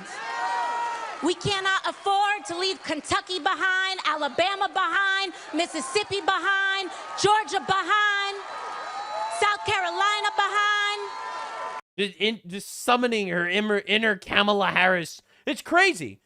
Listen, man, I support the MABA movement, all right? We've heard a lot about MAGA, which, as we all know, stands for Make Africans Go Away. But MABA is not talked about enough. Make AOC bartend again. It's not too late, ladies and gentlemen. We're starting this movement from the grassroots. MABA, it's very important. We got to do this immediately. We're going to leave Memphis behind and California behind. Bro, this is humiliating. It's humiliating. I'm embarrassed for women all over that they have to share a gender with this person. I'm just saying. To all women, I feel for you. I feel for you. Listen, if we had these in our gender, I would feel like shit, so you must feel awful. So anyway, let's check in on the main Democrat Senate debate to replace Graham Plattner. So, I ran for office. For those of you that are unaware, Graham Plattner was the alleged rapist, neo-Nazi, pro-Hamas guy that recently stepped out of the race in Michigan because he's a rapist, allegedly. The neo-Nazi pro-Hamas thing was actually totally cool with the left because killing Jews is like a leftist thing now. Left loves doing that stuff, I guess. So the left didn't mind, it seemed. However, the rapist thing was they didn't like so much. So that was too far. That was too far. So they decided to. I thought this was SNL. I'm not gonna lie. The first time I saw this pop up on my feed, I thought this was SNL. It's not SNL. This thing, this homunculus, okay, is literally someone that is trying to replace Graham Plattner. And I hope, personally, that he does. I ran for office If not, he can always get a role in the next Christopher Nolan movie. several times. Didn't win, but I did run. And then I'm a songwriter, and then I write my own books. And then I suppose my transparency, I wouldn't lie to the people, and I wouldn't deceive the people like we're being deceived right now. Like, I would never deceive anyone, says the man dressed as a woman. Like, I do writing and stuff. I feel like I could do a good job. I'm just very honest. You know, I ran a couple times before, but holy shit. Just in, Ashley Webb, transgender Democrat running for U.S. Senate in Maine, claims he has a monthly period through his rectum. And then they tell you it's not a mental illness. Then they will look at you in the face with a straight face and be like, it's not a mental illness. Okay? They're not mentally ill. All right? It's a lifestyle choice. It's a lifestyle choice, okay? Listen, you know, it says in the Bible that a man that dresses as a woman is an abomination against God. I can't think of a better term to describe this creature. Now, the left is obviously very mad about this. All right, the actual trans community is very upset. Holy optics, nuke. We are going to lose our rights, dog. And I'm just laughing because yeah, you are. Yes, you are actually going to lose your rights. It's rough for you. The reality is it's not even about the optics nuke of this, but it's the fact that we are having children and you are castrating yourself. So, yeah, you are losing your rights. And by rights, it means going into women's bathrooms. That is the rights that you are losing. Bro, I can't even believe this is real, but it is. Now, the UN Women decided to make a post. Equal rights for women does not mean fewer rights for men. It's not a pizza. We all deserve to have equal rights. Are you going to fight with us for hashtag equality? By the way, the UN Women never criticizes the Islamic countries where they literally marry children. For some reason, I can't possibly figure out why they wouldn't do that, but they don't. It's weird. Now, the funniest thing is, actually, the community note, it is actually a pizza. In the United States, a woman that rapes an underage male is able to sue him for child support. What are we talking about? Also, did you know that literally the UN for Women was lobbying that when there was a massive earthquake in Venezuela a couple of weeks ago, tons of people were buried under the rubble. Did you know that the UN was literally lobbying to help people rescue the women before the men? It literally is a pizza. If you have a finite amount of people that you could save and you're prioritizing the women, it means you are literally sacrificing the men. Oh my God. Oh my God, dude. So yes, it literally is a pizza, actually. All right? Which is very obvious for anyone that understands how allocating resources works. All right? Now, the funniest thing is, the left is so cooked. They don't realize how cooked they are, but they are a laughingstock of rational people. And unlike any other time in American history that I was alive for, or at least cared about, like, I'd say since Obama. All right? Since Obama, we were not allowed to say this shit. But now we can make fun of them with impunity. I say impunity, but I'm fully demonetized on YouTube. So I guess there is some punity. Like, I mean, I guess there's some punity. And once again, I really appreciate all your support on Patreon and stuff. It lets me continue to be able to do this. But yeah, no. We're going to humiliate these people into oblivion. They're gone. They're cooked. There is no surviving the optics nuke of this shit. All right, let's be real there a second. Transgender Democrat running for U.S. Senate in Maine claims he has a monthly period through his rectum.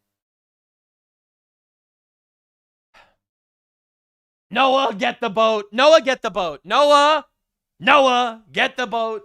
I have reason to believe that God is 2 weeks away from a nuclear flood.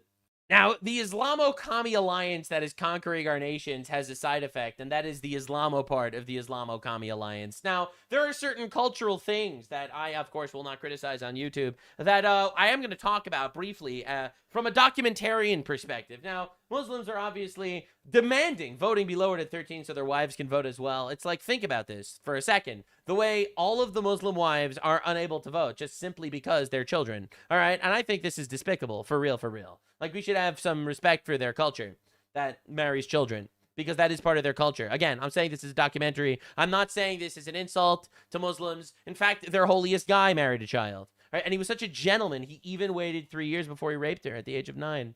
You know, listen, I feel like not enough people give him credit. He was able to hold himself back for 3 years. All right, let's be real. Anyway, so we got to talk about the Islamo crash outs in the United States because they are pretty wild. And a lot of them are niche and not enough people know about them. So I'm here to bring light to them. Over here on the channel, we laugh at the dumbest people on the planet. And this is why you should subscribe and support me. Because it's not like people want to kill me for this or something. Anyway, Junior is a very popular Muslim Twitter account who basically lies about everything all the time. I covered him in the past when he was fully demonetized on Twitter because he basically blamed the Jews on everything. And I don't mean like Candace Owens. I mean like he will take a Islamic terror attack and say the Jews are killing Palestinians when it was Palestinians killing Jews. Like that, he does that every day. Obviously, that violates Twitter's guidelines, and they demonetized him. So this is him going live on a Twitter space saying this. If it plays. Remember that. You just declared yourself as the enemy of Islam.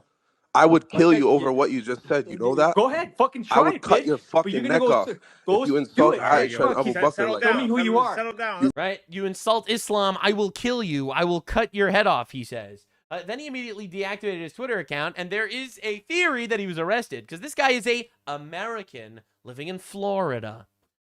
Why are we tolerating this? Oh my God, this is not assimilatable, man. I'm sorry. These people will never assimilate into our culture. Okay, so there's a whole theory that he was arrested for that, and he's obviously very mad. He's like, how dare you insult Muhammad? Obviously, him raping 9-year-olds is awesome, and we support it, and it's part of our religion, and we love that, and that's why we do it in our countries. And I will kill you for disrespecting that. Again, that's what he said. I would not ever criticize a protected group on YouTube, ever, but that's what he said. All right, and I'm just providing commentary for documentary purposes only. Now, anyway, Ferogan, one of my favorite characters on the internet, she weighs a humble 400 pounds.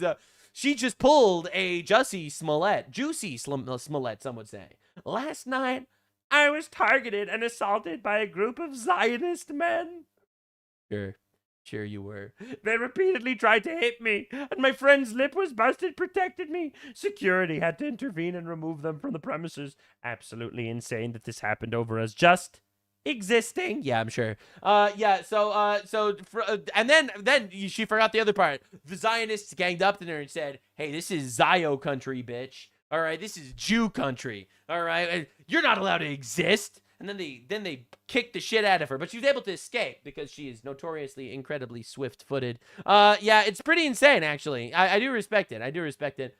This is BB country, they said, and then they Benjamin Yahoo'd all over her. They Yahoo'd all over her. It's Zio country. She never was able to identify the Zionists, probably because they don't exist. And of course, Mike from PA, communist, says, "Oh my God, I hope you're okay." All the communists, "Oh my God, I'm so sorry you experienced this totally real story that definitely happened." Yep. Remember when Ilhan Omar was almost assassinated because the guy threw water at her face and that story disappeared when it turns out that was fake? Remember when that happened? Bro, you know, it's heartbreaking. Because, like we are dealing with an average of 70 IQ people, and they're really trying to outsmart us. And it's brutal. It's brutal watching them try. All right, it's brutal. And then they come up with, like, this epic strategy, and then, all right, this didn't work. My next strategy will work. The next one will work, actually. Now, anti-Semite, according to the DSA Watch, Abdul El-Sayed, after his polling collapsed, is trying to say he loves Jews. Now, Abdul El-Sayed is running for Senate in Michigan. He supports Hamas terrorists, which, again, first of all, that should be immediately disqualifying. They are an American designated terrorist organization. That's one. Two, why is that relevant to politics in Michigan? I don't know. Anyway, so he goes criticized a lot because he supports groups that directly state they want to genocide all the Jews. And his response was pretty wild. I was so privileged to grow up in a community with a very large Jewish population. I learned about the incredible faith of Judaism. I learned about the incredible history and traditions of the Jewish people. Like going to the Holy Land? What about, you like that tradition. And the incredible contributions that the Jewish people have made to our society here. Average IQ 110. I love and revere Judaism and the Jewish people. Full stop. And the dead silence around him.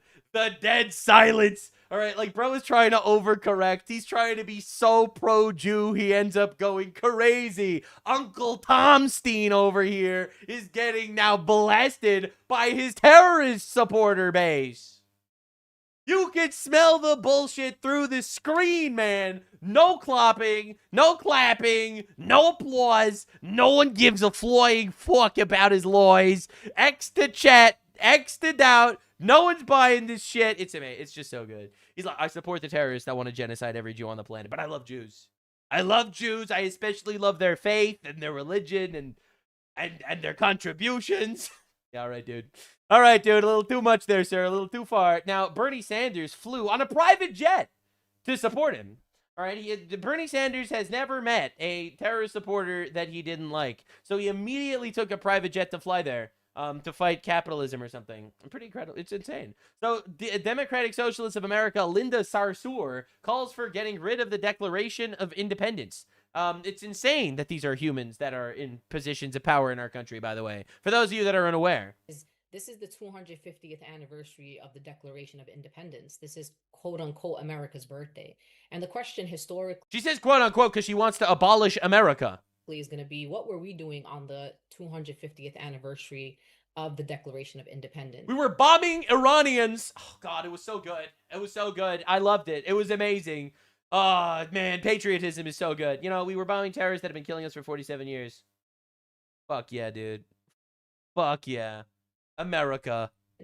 Do we have We're the so audacity back to sit around and say that we want to build a document that is our values and our principles and bring millions of Americans? Yeah, so anyway, she wants to write a new document instead of the Declaration of Independence because everyone deserves to be an American.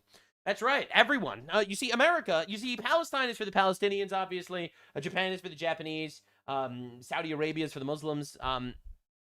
Pakistan is for the Pakistanis. But America is for everyone. I hope you're aware that that's how it works. Americans around it, and so I see people on the streets. I see mutual aid efforts. I see young people running for office. I see people of color, marginalized people getting up and saying, I'm the leader that I've been waiting for. Yeah, this is a problem. And seeing people rally around those leaders. And so don't give up hope, folks. There's more to Don't give up hope, folks. We're going to abolish the United States. come. We're going to survive this. And some of us are going to be on the fight back, and some of us are going to be on the other side waiting to catch you when we win, because there got to be other people that are going to be building the thing that you're going to come to once we win this fight back, because we will win, my friend. So keep your chin up, your head up. It is Inshallah, we will topple America, the great Satan. Anyway, it's insane that we need to deal with this in our country, by the way. It sounds like a threat. Now, I want you to meet Barrister Rodia Omotosi Mikhail, Nigeria's first known lawyer to wear a niqab while practicing law. Because England is a joke. All right, that's the takeaway here. It's because England is a joke country. It's not a real country anymore. It used to be a superpower, and now it's just funny. All right. Yep. No, this is not AI. This is actually real. Yep, this is actually a real thing. Now, Sneeko is back in America for some reason, even though he hates America and thinks that America is evil and wants to destroy us. Because obviously America's the greatest country in the world.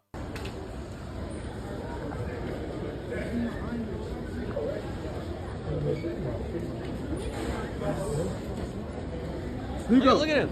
Look at him wearing his fucking towel. Look at this shit.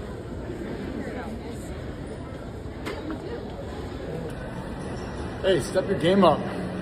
Everybody's saying deport Sneeko. Deport Sneeko. Walaikum salam. How are you? Alhamdulillah. I just got back to the Islamic Republic of New Yorkistan from Saudi Arabia. Straight through the gate, no issues, no problem at all. Elon Musk, step your game up. You got no pull. Go back to South Africa. I'm home. Allahu Akbar. Yeah, anyway, my hero. What a brave man, brave soul. Yeah, anyway, we got to deport all these guys. Like, obviously, there's no reason why we need them in our country. Deporting, I would argue, is the moderate option. All right, he's a clown of a certain color that I will not describe because I'm on YouTube and I can't say these things anymore. Yeah, Sneeko is also announcing that he got a message from Allah. Oh my God, the clownery never ends. That he will be adopting a child. Now, I'm personally against this because I don't think homosexuals should be allowed to adopt children. I've actually had this realization during Asr prayer in Mecca. I don't know if I want to say it on stream, actually, but I don't know if I should say the prophecy that I was given by Allah, but I will. I was thinking about it to get rid of the self-aggrandizing and the self-obsessed, because Mecca's where you realize. Look, I'm not really a holy guy or anything, but I was directly told by Allah, and I don't want to tell you, but I will. Your nafs. Your nafs are it's like your ego, and Medina is there for peace. Mecca is where you are confronted with yourself, and you really see your own flaws. You should move there. Every time I go, I realize that. I was praying Asr the last day in Mecca, and I saw a sign, and I was hitting my whole body. I started getting really emotional. I realized I should probably adopt an orphan for my first child. And I think that this would fix. And that the reason I think... Again, I personally am against the idea of homosexuals adopting children. So I'm not a fan of this personally. Allah sent me a sign that this would fix the self-aggrandizing and the self-obsessed capabilities that... He doesn't want to sound like he's self-aggrandizing, so he got a prophecy from Allah. And he didn't want to tell stream, but he will anyway. Maybe he'll adopt an orphan for a wife.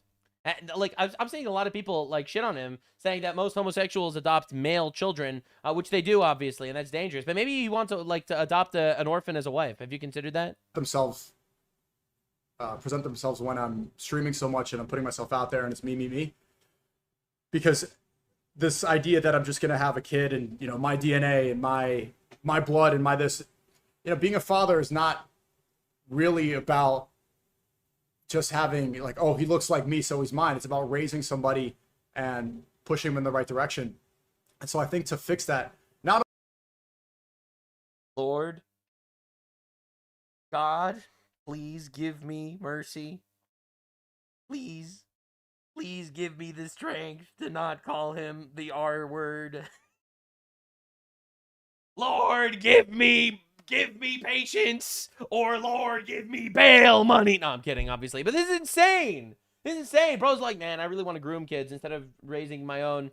Not only is it a good thing to do, even Prophet Muhammad sallallahu alaihi wasallam, he adopted an orphan. Even Prophet Muhammad, notorious pedophile, even he, the guy who has notoriously done only good things, like rape and sex slavery, and homosexual relations with large naked black men in the desert, which is a real thing. Even he adopted children. Again, I'm against ideas of homosexuals adopting children. So, like, I'm not a fan of that either. But, you know, Prophet Muhammad, police be upon him. Thanks for the 1,000 bits for bail money. Muhammad himself, he was an orphan. I think that would help prevent me from... Look, man, adopting orphans, it's a very nice, good thing to do, but this shit's crazy, okay? This is just garbage, what he's spewing. Going down a path where... Because I look at someone like Top Boy Tate, it's like this guy is so self-obsessed, and he's done so much self-aggrandizing, and that it ended up becoming his downfall. So to prevent that, I want my first child to be an orphan. And I saw some people respond, they're like, oh, you're a cuck, you just want to... Or whatever, I mean... But that doesn't bother me at all. I'm just bringing that up for no reason. It's not like I totally watched my girlfriend get railed by other men in front of me and then tried to defend myself for it for like a year. Oh no, actually, he did do that. I totally forgot. Wait, actually, yes, he did literally do that. Yeah, he did do that. Wow, that is really funny how that came up. Anyway, so there is a movement currently called the Rednecks Support Palestine, founded by Abdullah Mohammed, a redneck. Your culture is their culture. I don't know if you're aware. That's just how it works now. Now, there is a really scary story that I wanted to talk about. I saw this on my feed and I wanted to look at it. Apparently, Muslims are trying to kill this guy. So this is an American dude named Inspiring Philosophy on YouTube. And he is a debater. He debates Muslims. And he was almost murdered by them. He has to move and flee for his life because they tried to kill him. All right? This is insane, by the way. Recently, you all know I had to update the online community that Muslims are threatening. Right? It sounds stupid. Oh, I'm just making videos online. And doxing me and by the way, I get death threats every single day. Just to be aware. Like, I fully know what he is talking about. I'm anonymous. I'm a blue retard. I'm a blue individual on the internet with relatively insane opinions sometimes. But I too get threats from the religion of peace. All right? Just noticing. family because I don't say Islam is peaceful. So there you go, chat. That's IP's number. So IP, this is nothing, IP, by the way. Your front door is next, but we're taking it slow because we're gonna go. Wait, are they trying to get him killed to prove that they're a peaceful religion? That's funny and not hypocritical at all. Distance, and this is gonna affect you, IP, in more than one way. IP is gonna have to move house next. You're gonna have to move house next, IP, because you keep saying Islam is so unpeaceful. No, you're the one who provokes. Nobody. How does he do that in one sentence? I'm telling you, man, it's literally a 70 IQ religion. You have to be 70 IQ to believe in this stuff. Again, statistically, according to the World IQ database, the inbreeding in certain countries does lead to lower IQ rates. And I always used to think that that was a bug, but I really think it's a feature, because otherwise, how are you going to do this? How are you going to be part of this shit? Like, this is the craziest thing I've ever heard in my entire life. You call Islam not peaceful? I'm going to kill you. Do you even hear this? Do you even hear what is like being said? This is the craziest thing I've ever heard in my life. We was peaceful and shit. All right, this is the crazy. You think Islam not peaceful? I will kill you. Hello. But nobody's stupid. IP. Michael. It gets worse and worse. Oh my god. How do you? We have to hear that one more time. I'm sorry. This is gonna affect you, IP, in more than one way. IP is gonna have to move house next. You're gonna have to move house next, IP, because you keep saying Islam is so unpeaceful. No, you're the one who provokes. Nobody's stupid. IP, Michael Jones. Your literal sister works at a school that has Muslims in it. Oh my god, this is terrifying. You're a little Islamophobe, bro. And he's allowed. It's legal to be Islamophobic in America, actually. What? We need to call the school. Oh, we're going to do it. Trust me. That is a crazy threat. You call Islam not peaceful? Well, I'm going to get Muslims to kill your sister. I'm not stupid. Oh my fucking god, dude. Oh my god, bro. Oh my god. And then they call it a phobia. Then they say it's phobic. The irony is not lost on anyone who has more than 2 brain cells. You're proving my point that Islam is a violent religion that must be opposed at all costs. Damn. Now, since I made that video, the Muslims have continued to come after me by putting up what they think is my home address, as well as threatening physical violence and also to grape my wife. IP, I'll rock you, IP. On Paru, I'll rock you. One hit and you're out. I said I'll make you my concubine. And I still stand on it. I will make you my concubine. Nobody wants Easy. her. Nobody wants her. Well, and hold on. Brother. I'll make IP's Look how peaceful they are. Holy shit. Girl my concubine. I'll make David's girl my concubine. The house was Almost said wife, changed it to girl because, I mean, listen, she was just too old. next. Right? This is the house that IP's funneling his fraud out of. Bathroom, kitchen. This is it right here. This is where this little blaspheming animal be coming from. On top of all this, when I was in LA, the ringleader of this Muslim circus decided to stalk me and GodLogic to the church that we were scheduled to speak at, and he claimed to have a weapon on him. Hey, Henny, pee in the back or back pocket or no? Nah, hell no. Not at a church. No, not church. I'm talking about the pier. Oh, yeah, I would. Because they called security right now. Watch. Man, I just seen it. This is why he's a little too peaceful for me. I'm not gonna lie. I have that. Now, I actually did study a little bit of Islamic theology, so I can explain to you where the religion of peace thing came from, because it seems pretty insane. According to Islam, if you are not submitting to Allah, you are not peaceful. Peace is when the entire world submits to Allah. Okay? So therefore, if you don't submit to Allah, the peaceful thing to do is to kill you. Because, well, now more of the world is actually submitting to Allah. That is literally the logic that they use. Now, a lot of people in the West aren't willing to actually engage with this conversation properly. Because a lot of people on the West cannot actually look at another culture or ideology as something that radically different from their own. Okay? The reality is that is what they mean by peace. When they call themselves a religion of peace, they're not actually lying to you. Okay? That's the thing. They're not actually lying. They really believe that a world of peace is an entire world submitting to Allah and submitting to Islam. That is literally how they view peace. So when they call themselves a religion of peace, they mean it. Okay? But it also means that they're going to kill you if you're not willing to do that. Okay? Again, I'm talking about radical Muslims. I'm not talking about some guy who's just traditional, whose family comes from Muslim place and has some traditions. I'm talking about the people that actually follow the rules. Anyone that follows the rules actually does believe this. Cent. You get what I'm saying? Yep. I have the 6 cent. Look, they're right there. The main reason this is pretty terrifying is that other content creators have been going through similar issues and even being targeted by terrorist organizations. I know about that. I was threatened by a terrorist organization. One day, while I was at work, I got a text from a family member of mine telling me that I needed to come home immediately because the FBI was at my house. So I got in the car, got on the phone with this family member, and drove home. When I arrived home, there was a man waiting outside. He showed me his badge, informed me that he was with the FBI, and then told me that we needed to talk. He told me that there was a terrorist group based in the Middle East, and that they were targeting me, calling me a kafir, because I was a threat to the Prophet Muhammad's dignity. Wow. This terrorist group had pictures of me, private information, and were actively looking for my address with plans to unalive me and those around me. Muslims are threatening grape, violence. I'm just saying, from personal experience, I believe all these people because I get them. I get a lot of very peaceful death threats. They're stalking us, and they're actively looking for my real home address. On top of all this madness, my wife and I are expecting our second child to be born soon. Man. So to keep my family safe while I keep spreading the gospel online, I have no choice but to move to a new home.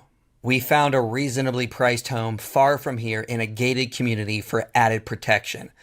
But I can't afford it on the salary I'm making, especially with another kid coming soon. So that's why I'm asking you for help. I created a GoFundMe, which is linked below, which you can give to and help us move to a new home. Of course, I'll link it in the description. Please help me keep my family safe, and I'll keep fighting. I'll keep spreading the gospel and standing against the threat of Islam. But I need your help. Please support me in this endeavor. Man, it's actually crazy. And it's like, I wonder why the Muslims and the communists get along so well. Well, they both want to destroy Western civilization via violent revolution. So I guess they find a way to be friends. But it's insane that this is just a thing that we've normalized because we've brought the savages into the gates. Right? The orcs are in the Shire already, and we have to get them out immediately. And we need a mostly peaceful crusade ASAP. So while America is trying to collapse itself with the commies and the Islamists that we're importing, it's really important to understand exactly what they are trying to turn our country into. They're trying to turn us into England. All right, so England just got their 8th prime minister in the last 10 years because Keir Starmer resigned. Now, I had to show you a couple of really interesting nuggets of wisdom that came out of the West that I wouldn't have ever believed until now. Climate change becoming a major driver of child marriage across Asia and the Pacific. Really? Climate change is getting Muslims to marry children. That's so wild. I can't believe it, man. We really need to protect the environment.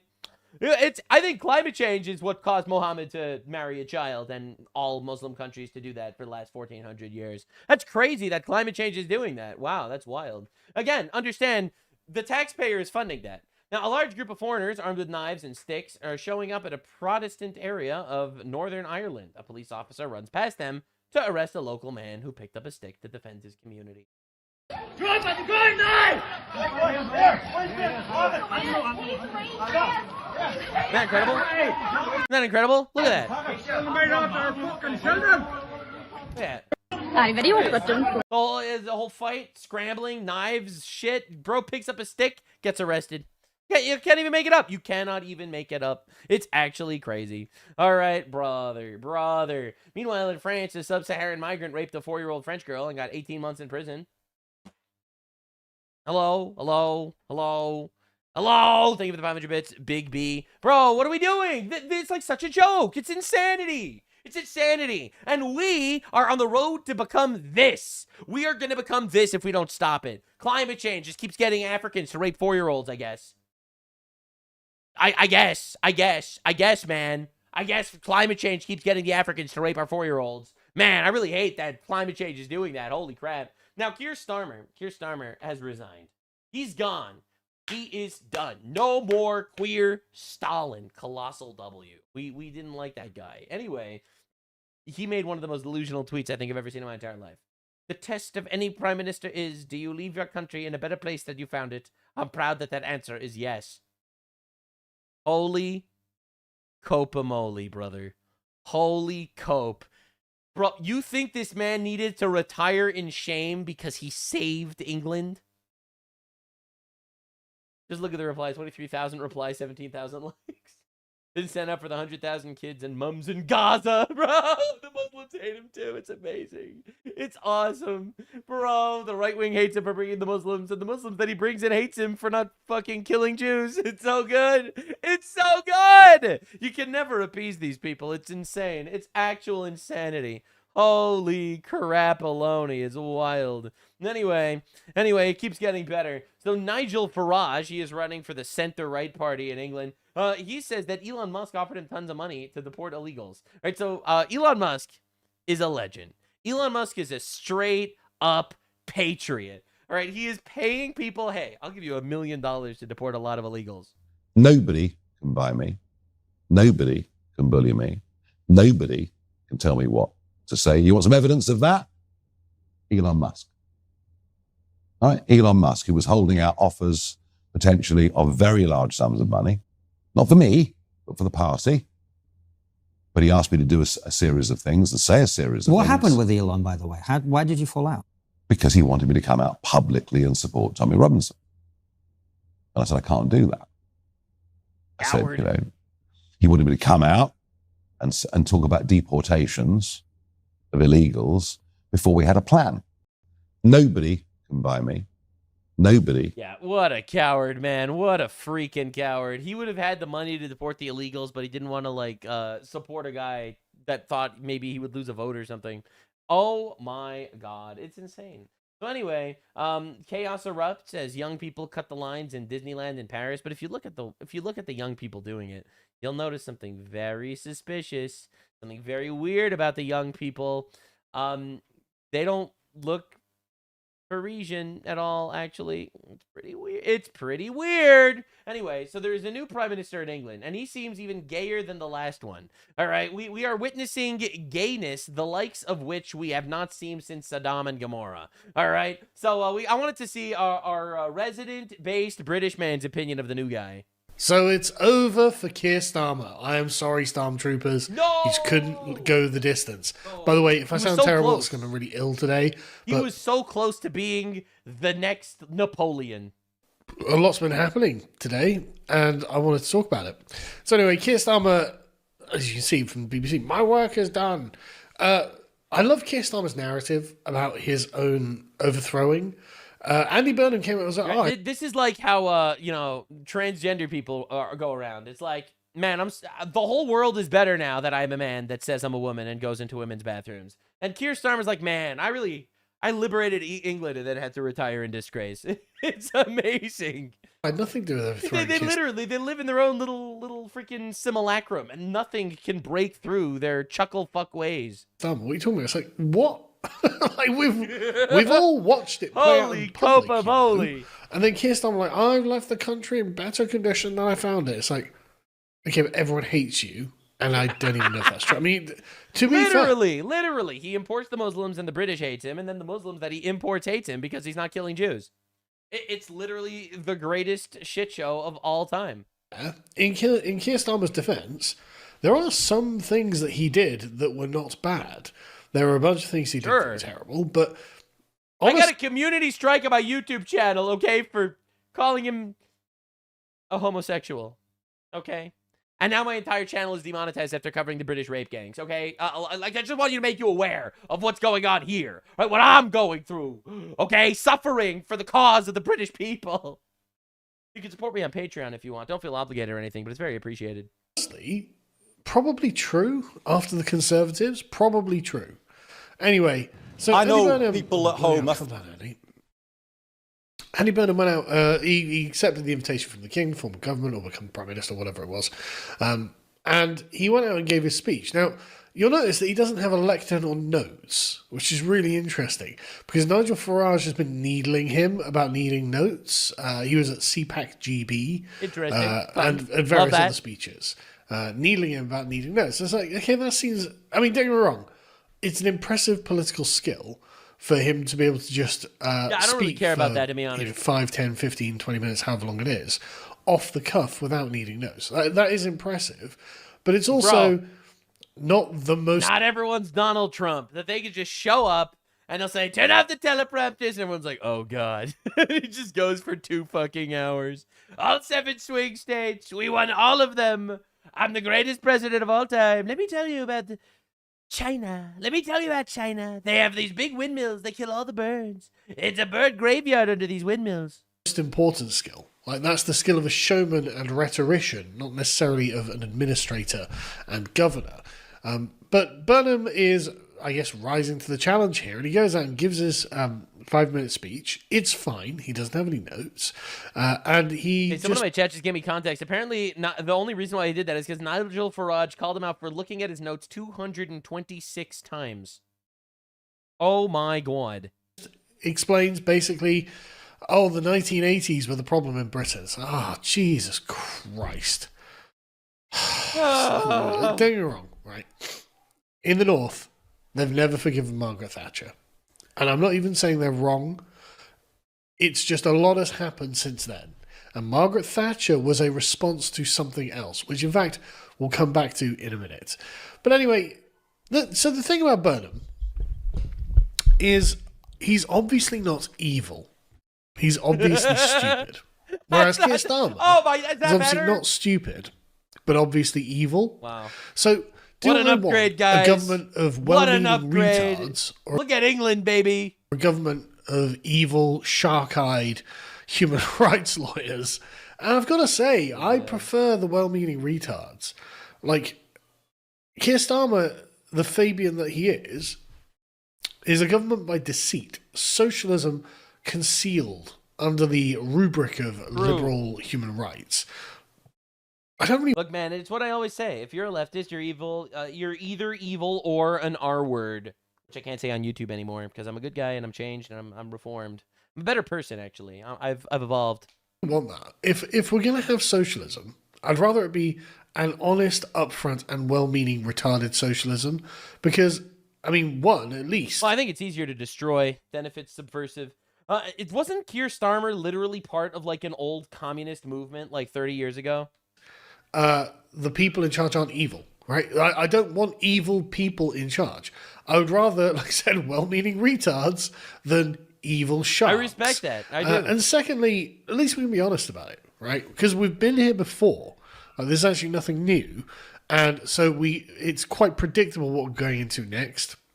Anyway, for some reason, Andy Burnham has come out and said, oh, the first thing I'm going to do is end homelessness in Britain. The socialist playbook is the same wherever you go. Wherever you go, they just show up and they promise something that they cannot possibly give you. But hey, it sounds good, right? Everyone gets free money. Wow, that sounds amazing, doesn't it? That sounds incredible. Again, it reminds me of this guy. No, that's not her. She got deported for being Canadian. Where's the guy? This guy. Oh my God, this is the worst thing I've ever heard. Right? Like, bro, he asked him to give you an elevator pitch on why socialism is good. All right? It's not playing right now. But anyway, guys, he was like, socialism is actually great because I really like socialism because it helps you socialize with your friends. Socializing with your friends is really a beautiful thing. We're able to do that. Socialism. So good. The way we do it. Are you tired of sitting alone and being by yourself and having no one to talk to?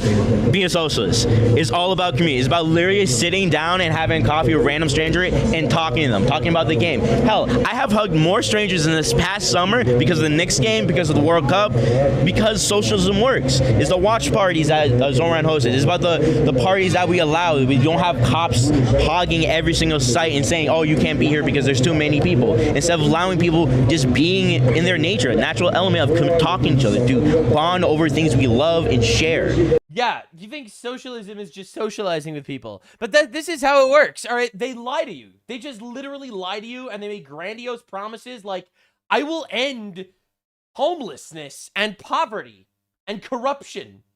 Yeah, I'm sure you will, Mr. Guy. I'm sure you will. Guy who benefits off the homeless vote, and guy who benefits off corruption. Thanks to the 1,000 bits, Radcliffe. Like, it's crazy that we're dealing with this. As if it's that fucking simple, right? Yeah. In Norway, they did literally everything they can. They've only got 4 million people. They've got their massive oil fund. They're a very successful first world country from the standards of like human rights. They haven't had the immigration levels that we have, although they have had some. And even they couldn't end homelessness. They would just give homeless people houses. And even they couldn't get them to actually live in these fucking houses. Okay, because again, this is a truth nuke a little bit. No one wants to talk about this, but it's true. Homelessness is not actually a housing issue as much as it is a drug issue. All right, no one wants to actually address the elephant in the room because it's like, yes, these people, I can't call them like literally any of the names that I wanted to just call them. Like 4 different slurs popped in my mind and I can't call them any of them. All right, these people are literal troglodytes that prefer to wander the streets. All right, they prefer to be drugged out on the streets than actually have to maintain a residence. All right, that's the reality. It's mentally ill drug addicts that are running the streets. And in a proper society, we would put them in an asylum. But what if they don't want to be in an asylum? I don't care, actually. Oh, you assume I care. That's cute. There's a very small percentage of the population who are just not, like, they're not being failed by the system. Thanks to the 500 ends, Devil. No, I cannot just substitute the R word for calling people Muslims. I don't think YouTube would approve of that, but I do appreciate the support. They're just not capable of engaging with the system. Even if you give them a free house, they won't stay there. And they go off and do whatever. It's like, right, okay. So it's kind of like this dog chasing its own tail that's going on. You'll just keep going round and round and round, right? And even if you catch it, what are you going to do with it, right? So, okay, great. He's going to end homelessness in the country.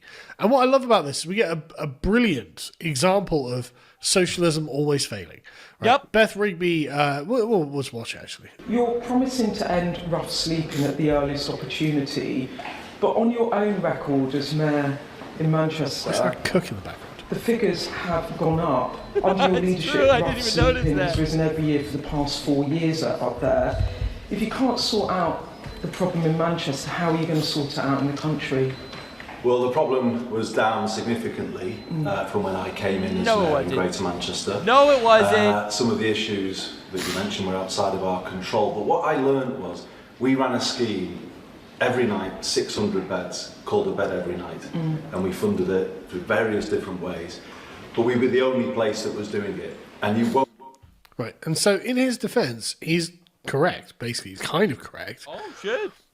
It did go down in like 3 years between 2017 and 2020, 2021. But then it did start going back up because at the end of the day, as he said, like events outside of our control. Because and I don't really want to get into the relitigation of the ideological debates of the 20th century because they're very tired, right? They're very tired and played out at this point.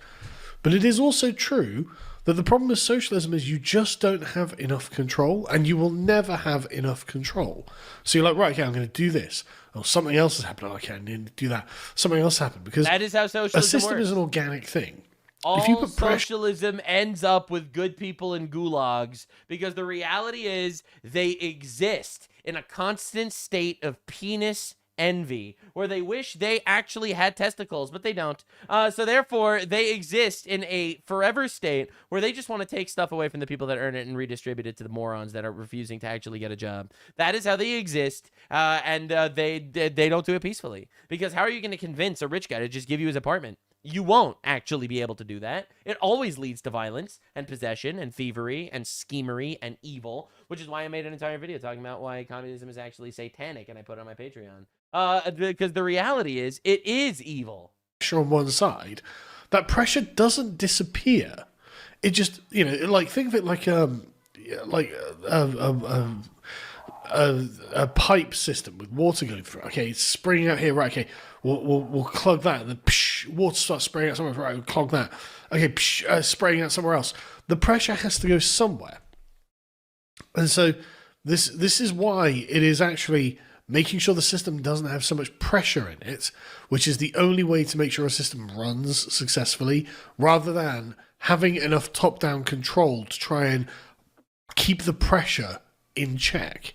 But anyway, the next thing he's going to try, and this is a great example of that, right, is rent freezes as part of a cost of living package to take pressure off families. It's like, why is there so much pressure in the system when it comes to rent, Andy? Why is that the case? And the answer is, of course, immigration. Now, Obviously. someone like Gary's Economics will say, look, I, by the way, have made this point multiple times, and no one wants to acknowledge the fact that literally every major issue in society would be solved with deporting 1 million illegals. Traffic is bothering you? Well, imagine if half the car on the road were in Pakistan instead of in America. Is rent expensive? Well, what if there were just way less people and landlords just needed to rent out their apartments for less because there was so much more supply and so much less demand? What if that was the case? Well, literally housing prices would go down, rent prices would go down, you would be able to get to places, you would be able to park in your cities, you would be able to get from point A to point B in a shorter amount of time, the gas prices would go down because gas would be less expensive, so therefore trucks would need to spend less money on gas to deliver groceries to the stores, so the stores would be able to sell them for cheaper, so that you would be able to buy them for less. That's more money that you can invest for a future instead. Medical attention would be easier to get. Hospitals wouldn't be clogged with illegals. Emergency rooms wouldn't have giant lines. Do you understand? Every single aspect of society would be better if we deported 30 million illegals. I'm just saying. Well, it's also, there's too much regulation that prevents them building houses. It's like, yeah, okay, all that is true. But at the end of the day, if there wasn't so much goddamn demand, there wouldn't be such a shortage of supply. It is 100% millions and millions of people the Conservatives and Labour brought to this country against our will. That is the problem. And so now he's like, right, okay, I need to try and stop the pressure there. Okay, that is going to manifest in other areas. Yep, thanks that for the pressure sub, doesn't Raska. go away. Yep. It's going to reduce the number of houses available to rent because renting becomes something that the government has essentially taken over for itself. And so people will just stop trying to rent houses. What will that do to the costs of rent? Obviously. That will increase them. That's exactly and what I even just if explained, it doesn't yeah. increase them on the open market, you end up in the position where, as Gunter Ryman put it, corruption becomes a liberating force. When you have a socialist or fascist government, a top-down, centrally planned, controlled government, corruption becomes the liberating force because the pressures in the system are the pressures in the system, and if you are artificially holding them down on one side, okay, but they still have to come out somewhere. And so the corruption is the liberation of government control, and I don't really want a system that is intrinsically benefited by corruption, believe it or not. But the point is, again, Andy Burnham, I don't think he's a bad guy, right? I think it's very obvious. A lot of people like him. He's a moron.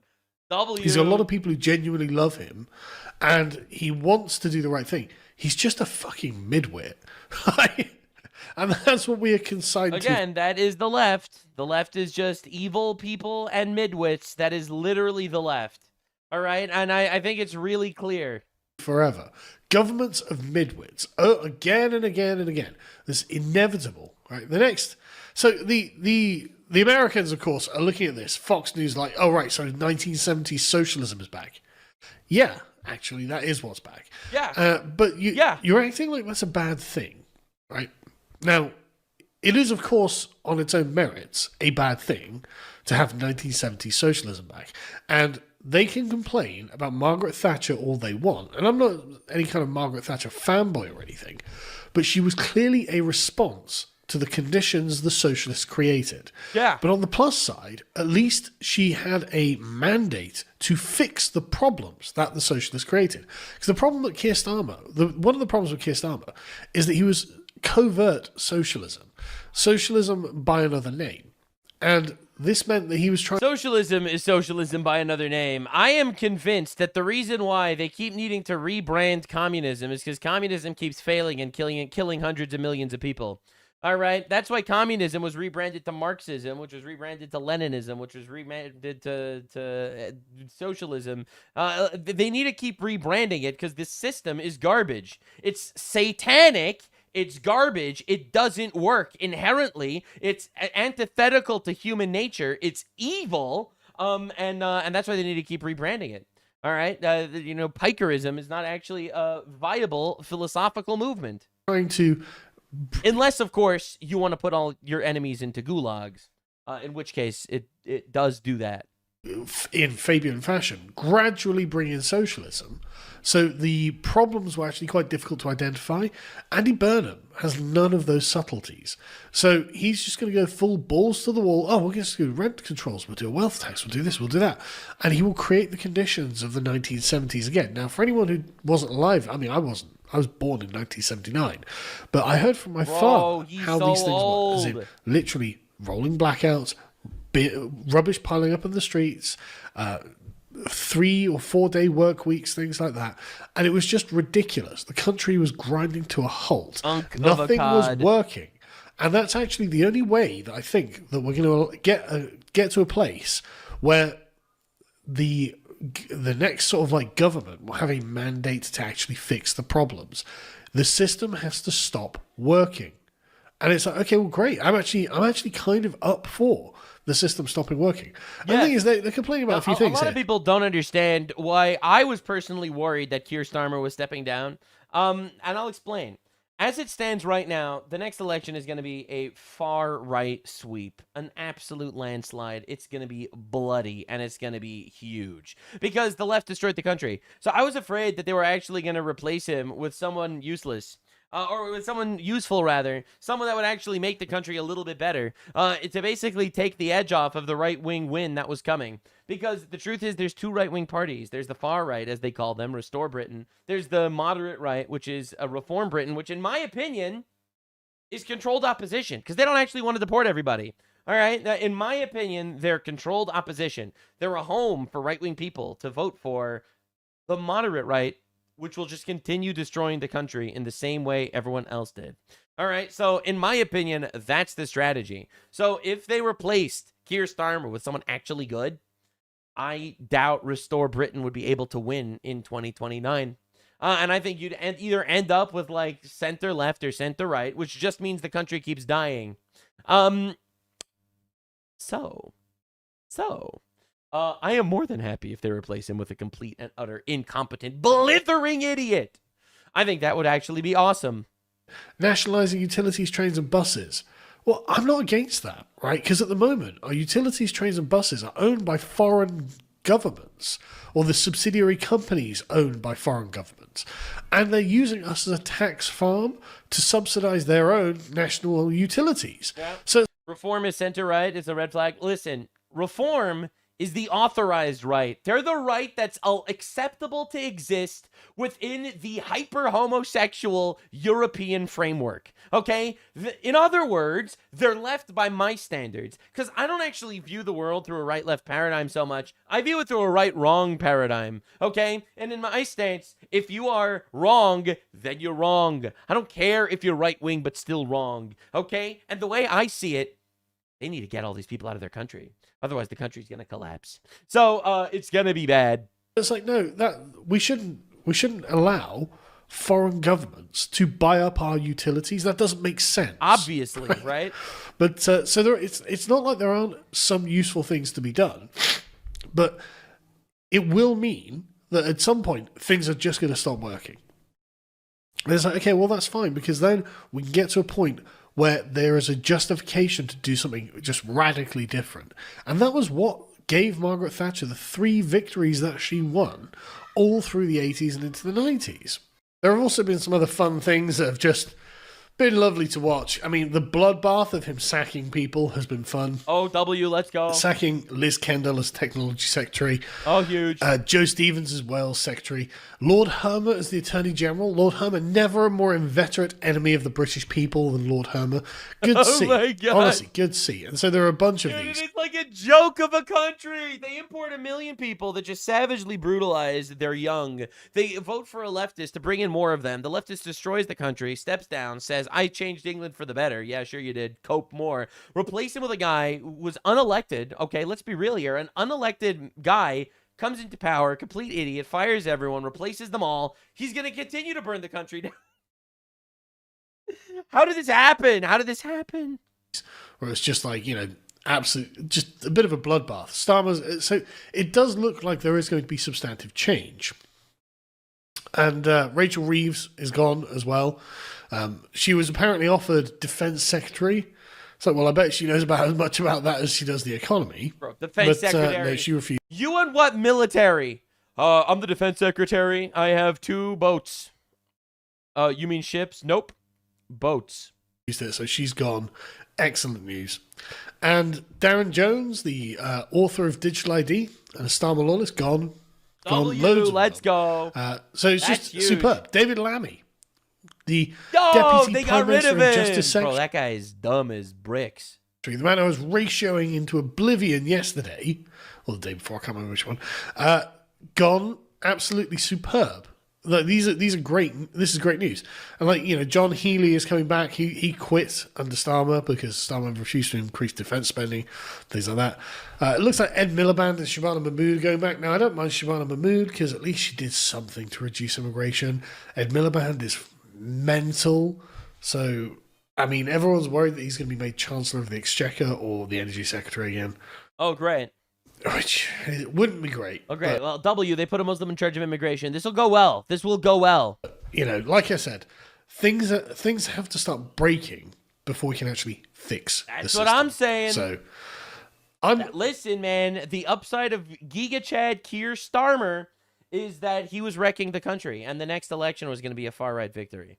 All right, so they just need to stay the course. Stay the course. Keep doing your thing. You have 3 years. Before you go, do not forget to click the link in the description to World War III Supremacy, the sponsor of the video. So click that link and share your justice with the world. weirdly enough, from like an accelerationist perspective, I'm mildly optimistic. Like, we need the system to start actually failing. Keir Starmer was conservative for the liberal order. The soft left are not. They're conservative for like the 1970s, weirdly enough, and they are primarily a bunch of midwits and do not understand the system well enough to even begin to be able to fix it. So it's just going to be a downward slide. Things are going to stop working, but I think that needs to happen for us to get to a position where we can begin to fix it.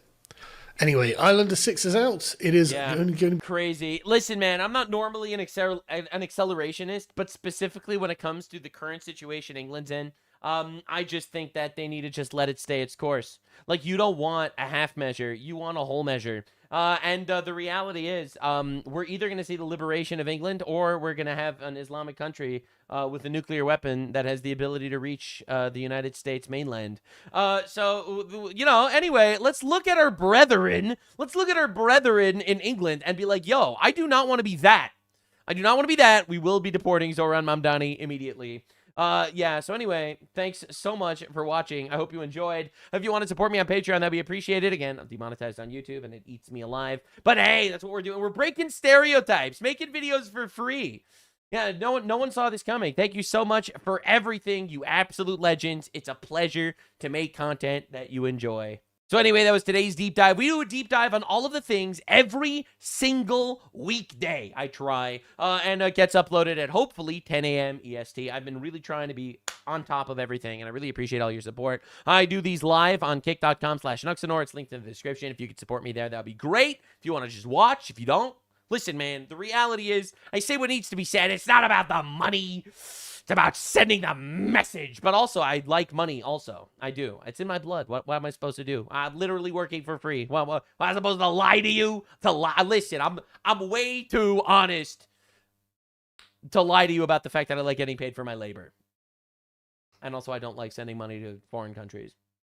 And also, we need to deport everybody immediately. I have a few other positions, but we'll share them another time. Thanks for being here. See you in the next one. Bye. This video is sponsored by you brave heterosexuals out there. Because my channels are fully demonetized by YouTube because they have an aversion and allergy to honesty. If you want to support me, I have a Patreon. It's linked in my description. And it is literally my source of income right now. I post exclusive content there like Adventure Time analyses and other things that you request. I am also uploading videos to Rumble, uncensored, and I stream almost every day on Kick. Subscribe so we can surpass Ben Shapiro and become top Jew.